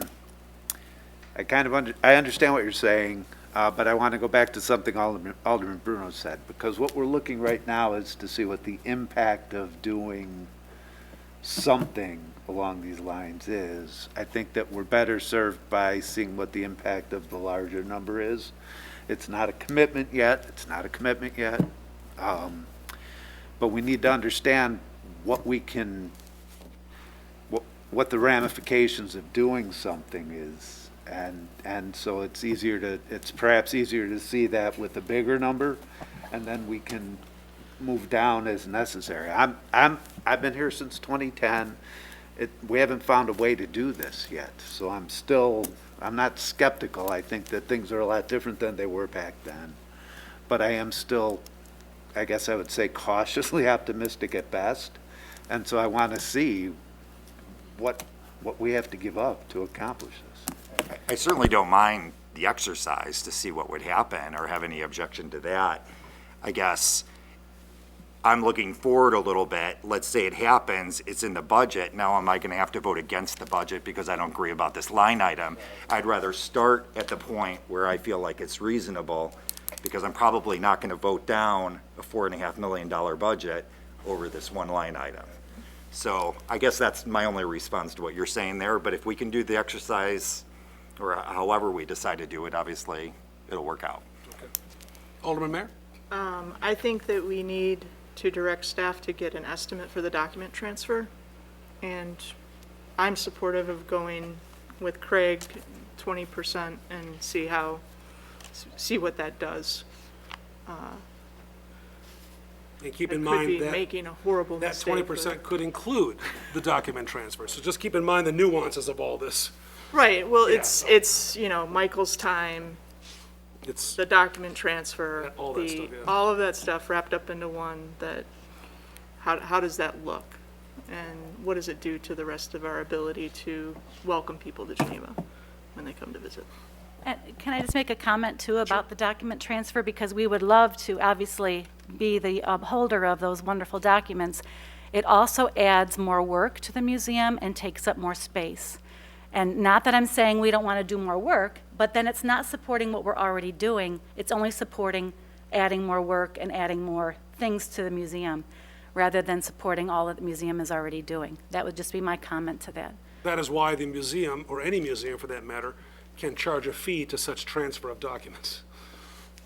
Ongoing, though, because of the humidity levels, the Exactly, boxes, the exactly. storage. No question. So, and we love, believe me, we love when people come in with things to give us. It's wonderful, but we also kind of go, oh gosh, where are we going to put it? Who's going to go through boxes like this? I'm going through a box right now with probably 1,000 negatives from 1940, 50, and 60 of Geneva. And I do it once a week. I'm probably in 3 months, and I'm on 250.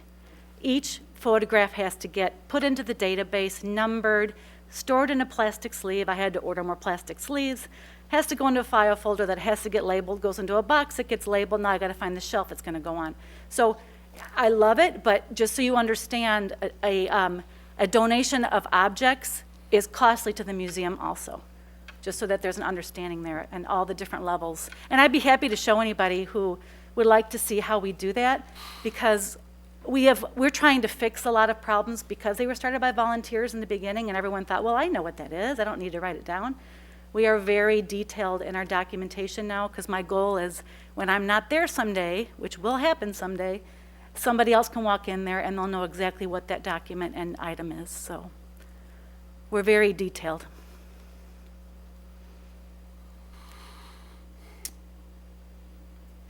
Philosophically speaking, I'd like to raise one more issue regarding this matter, and then after that, believe it or not, another issue. The museum, located after a tumultuous exercise in Wheeler Park to 3rd Street in 2004. 2004. So it's been 18 years. Is it fair to say, for those who have knowledge of it, and perhaps Ms. Emma does as well, that there was concern about the History Museum locating on a principal revenue-generating thoroughfare at that time? The plans, the proposal, all that stuff came before the planning and, or then the Planning Commission, excuse me, came before, I believe, the Historic Preservation Commission as well, and then, of course, ultimately to the council. And in that era, I believe we may have had committees at the time, so it may have been Development Committee, Parking Committee, God knows what committee. And I don't recall, while the votes may have been unanimous at the council and elsewhere, the votes, in air quotes, was not unanimous in the community. So it can be argued cleverly and perhaps, well, I'll also use the word cleverly, that this city has always supported the History Museum because we supported their relocation from Wheeler Park to 3rd Street. Is that a reach? I don't think so.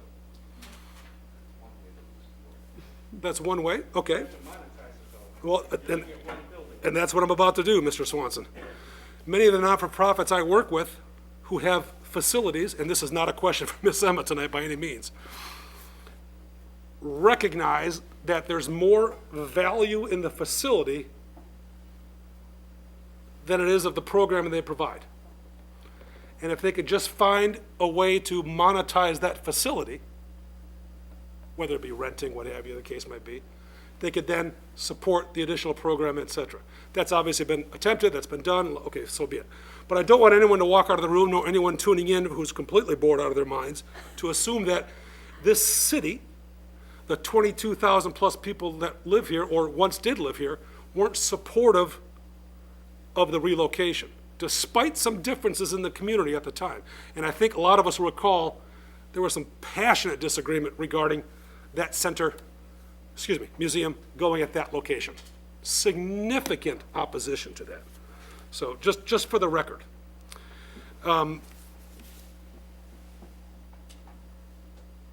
Mr. Mayor, can I just make a comment to that as well? Kevin, for God's sake. The other though, that I have to tell you is most people think the museum is funded by the city. They do. So I get a lot of comments because we have the no public restrooms, because I'm not going to clean the restrooms myself. I don't have a maintenance man. I have a cleaning service once a week. When it's festivals, I hire them more often. Of course. But I have many people who come in and say, well, I'm a taxpayer. That's wonderful. Yep. However, that we are not funded by the city. I have some city staff who come in, public works guys, and when they're out, may I use your restroom? Of course, I let them. But there is that sense in the community among many people who are not familiar with us that we are funded by the city or that we are the Chamber of Commerce. Oh, sure. So when I actually told one of our big donors last week that, I told him that we were going to be approaching the city, he said, what, you don't get any city funding? And I said, no. He said, you're kidding me. People are completely amazed because they're used to that model and that pattern that they've seen. So I can I don't tell know you if they're they used to think- that model, but there's an assumption made, just like Right. there are the assumptions made when I and others get the phone call saying, what are you doing about the schools, the parks, the library? Right. Most people, and most people just don't know. So the assumption is, you've got a title, I'm calling you. Right. So a lot of people don't even know that this is an issue. Hopefully people are listening in and they're not bored from this conversation, because if anything comes of this, the more I can let the community know what we're doing in that place and show them the downstairs. I wish I could put a glass floor in so they could see it. The more I think the community supports us and they understand what our mission is doing for the community and how well organized and professional we have become, and they appreciate that. So that's just something we hear all the time at the front desk. Well, you're the chamber, aren't you? Aren't you the city? And I pay taxes, and so, and believe me, That's when the Mill Creek question comes up. it's a very mixed, I wish we could just go on and not have to come here and ask you, and we probably could. I mean, we're not going away anytime. I'm not here in a desperation like, oh my gosh, please help me. This museum is doing great. But like I said, imagine what we could do with your support. And it is not a hard question for me to ask you, because it is being done other places. And why not ask? That's what I do. And I think I've shown most of you around. Anyone else who wants to come who hasn't been there, I'd be more than happy to give you a tour, show you exactly what we're doing, show you our space and how we are doing the best we can with what we've got. But like I said, the only thing I've got, and the whole staff and board has, are goals and great ideas. Does 100% of your board of directors provide financial support annually? Yes. And of course, that's a question that's asked on every grant application, ladies and gentlemen, so that's not a question out of line. Terry's familiar with the grant world. Yeah. Those are the questions that we all ask of everybody. What's the downside of a public funding stream? Well, then people are going to say, then I don't need to donate. But, a $50,000 public stream is only going to be, what, 1/8 or 1/4 of our budget? So we're still going to have that need. I'm not going to sit on my laurels and say, oh, we got city funding, now we're done. By any means, it's not going to meet our budget, which is almost $300,000. And that's doing what we're doing now. What we want to do is way more than that, and what we can do is way more than that. So that's the one issue, is that people think, well, you don't need the money. But that is absolutely not true. The beautiful thing is we take very good care of our building. We make sure it's taken care of because we have to. That's the home of our artifacts and our collection. So we've been very lucky with grants. But like I said, that's not going to go to operating. And there's so much more that we should be doing and could be doing. And I think what Terry has said is irrespective of consensus reached, the important message is, if there's public funding being considered by this body, it is for operating. It's not programmatic. and to Dean's point, so that the council can't come forward and say, by the way, let's do an exhibit on the uncomfortable chairs we bought 45 years ago or something, yeah. And just like you were saying before, we do not accept any donations with any covenances with them. We've had people who said, I want to donate this uniform of my dad's. He was in, World War II, but I want it to be displayed every year. I said, I'm sorry, I cannot offer you that. Or I'm going to give you, we have certain restricted gifts, $50,000 for an HVAC, something like that. That's great, but we typically do not honor any donations with any cost to them or any promises. We will name a room after you, though, if you'd like to leave a large donation with the museum. We've come up with naming rights, so we've been very clever. I've got a great board, a great staff. We also came up with GEM, giving every month, and we've increased to over almost 40 people now giving every month. And some of you are here in this room, so thank you. Floor is open. I just appreciate everybody, and I appreciate Miss Emma for coming after I called her at like 1 o'clock today. I count 7 of us that are comfortable with this 20% amount and would like to see city staff plug that. You count. And I count. I'm always counting over here. But I do want to ask for one final time, though. It's my impression as well that there's consensus with at least directing staff to plug in that, or using that formula to return to us on the 24th. Does anyone object to that process, or that number, or that percentage? Irrespective of what you might decide later on. Okay, so it's the chair's estimate that there is consensus. Second point tonight that I promised to bring in, we have a request from the Geneva Center for the Arts. How would you like to handle that? Yes, we do. Well, and I would say, we received a request that just says, is it possible and appropriate to request annual financial support? So there's no dollar question, it was a question that was asked. So I was worried about that. Rats. Oh, yeah, the Fox Valley Lacrosse League is interested. Yeah. We need a sponsor there, too. Why, so Not that acid rock you listen to when you... off the top of my increasingly bald head, I would say, you guys, the History Museum was founded in, the 1940s? The Center for the Arts was founded in 2021. Let's give it some time and then consider what we can do for them. That'd be my reaction to it. It's so new, we haven't been able to assess the value to the community the way that we can with the History Museum.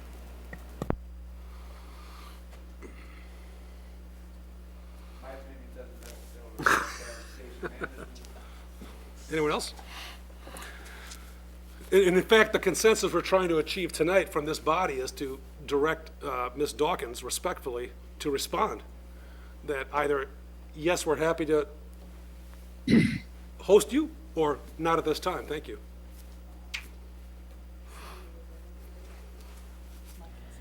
Oh, Mr. Bruno, then Alderwoman Burkhart? I just want to say I concur with Alderman Maladra. Thank you, sir. Tara? Yeah, I agree with Alderman Maladra. At least I don't see it this year. I think we've taken off a big bite of something that we've been talking about or has been in the ether for a long time. And I'd like to spend some time at the Cultural Arts Center for sure and get to know them and their programming, just like I did the History Museum. Mr. Kilbert? They're so new. I mean, obviously there was a solicitation, and I know that there were a number of people probably contributed. I guess I'd like to know some more history, how that initial fundraising effort went, and what are the short-term and long-term goals, and is it sustainable? I guess that's my question. And as everyone's pointed out, it would be helpful to have at least a year's history to know where we're at and what type of programming they're offering to the community. I just think, as Alderman Maladra pointed out, it's so new. Obviously, we want to support it, And, you know, I think that we've played a key role in its inception. Let's see where it goes, and let's step back and take a look at it after a year or two and see where we're at and what we might do at that point in time. But let me ask this way, is there anyone who thinks otherwise? How's that for a statement? It's the, I think we could give them a chance for making a presentation or doing something. I don't know. I mean, I generally agree with what everybody says here, but I'm not willing to just write it off for bad timing. So, well, it appears the consensus is that while we respect the courtesy request, we respectfully deny that request at this time. Is that a fair statement? I'm okay with that. I would maybe invite them to do a presentation in a year, and, yeah, it just, Okay. so it's not just thrown at us after a 2-hour conversation. Becky said go to hell. Okay. And tell them to watch this meeting so they can Yeah. thoroughly prepare for all the questions and definitions and all that good stuff. You know, generally speaking, ladies and gentlemen, I don't mean generally speaking as a epithet. I thought the discussion was good tonight. I think we have to ask not only ourselves, but any requesting organization difficult questions. Part of the vetting process is, of course, as all of you know, as individual donors. If you are to give money to an organization, you want to make certain that organization is doing with your money what they pledge to do. And we have that same responsibility as a council. And we do it with economic development, the but-for clauses. We do it through our mental health board and Suji Shogren's leadership, and we do it all the time. So, it's interesting. Okay. Well, ladies and gentlemen, Mr. Marks? You had said earlier, you know, anything else that we had discussed Yes, sir. at our November meeting, and, Yep. you know, we had deferred till a later date at that time, if you remember, the facilities discussion. Do you know, do we, actually- go ahead, Sam. So you gave us direction that we could hire a facilities Right. person, so we're in the process of, So that will be Thank in you. the budget. yeah. Yes. Okay. And that would likely be hired before May, but then continuing on. And then as part of the budget, we'll have to have, we likely won't have all of the funding in the budget, because I think if we do everything, we'd obviously have to bond for that. So there'll be some projects to keep us going until we decide as a group what that direction is. Okay, so there is something in there for, is there anything for any research or anything to go And- forward with what we will Yeah, have? and all of that information, I just don't have it here in front of me. I just want to know if there's something in the budget for it, that's Yeah, all. we will Okay, be that's fine. putting stuff in the budget to move us forward, That's the only question I really had. or is if we looked recommending at that that be put in the budget. That's fine, thank you, that was my question, thank you, Mayor. Thank you. Oh, and annexing St. Charles, that's the last topic. No. I will entertain a motion, however, to go into closed session to discuss, or to provide an update, forgive me, regarding the collective bargaining between the City of Geneva and the appropriate local bargaining unit. I don't have the agenda in front of me, so I made that up. Is that fair? Yeah, yes. Collective bargaining matters. There's a motion by Alderman Marks, seconded by Alderman Swanson. A roll call vote would be in order. I didn't bring my sheets, so I'm just gonna go down the That's line. okay. Marks? Yes. Swanson? Aye. Hilberg? Yes. Mayor? Yes. Passerog? Burkhart? Ruby? Aye. Caven? Aye. Maladra? Aye. Bruno? Bruno, aye. And so that everybody knows, we have to log out of this session, and Bruno, you need to log into the closed session. So we'll be just a couple minutes until we do that. Thank you. Yeah, I'm A ready. motion to return to open session is in order. Motion by Alderman Swanson, seconded by Alderman Kasserag. All in favor of returning to open I have session? to take a roll call. We are going to take a roll call. I'm sorry, was it Swanson who was second? Yes. Okay, so we'll start. Made the motion. No, Swanson made the Oh, motion. sorry. Kasserag seconded. Got it backwards, okay. Credit, please. Sorry. Swanson. Aye. Hilberg. Mayor. Aye. Passerog. Burkhart. Aye. Ruby. Caven. Aye. Maladra. Aye. Bruno. Bruno, aye. We are back in open session. Mark's Oops, aye. Oh, Marks, my apologies. That's okay. I started there to move around and then I I didn't know get what you're around. doing. We're back in open session, folks. Anyone with anything, including but not limited to, a motion to adjourn? Kosarog makes the motion to adjourn. All in favor of adjourning, please indicate by saying aye. Aye. We're adjourned, folks. Uno. Thank you. Thanks, Mike.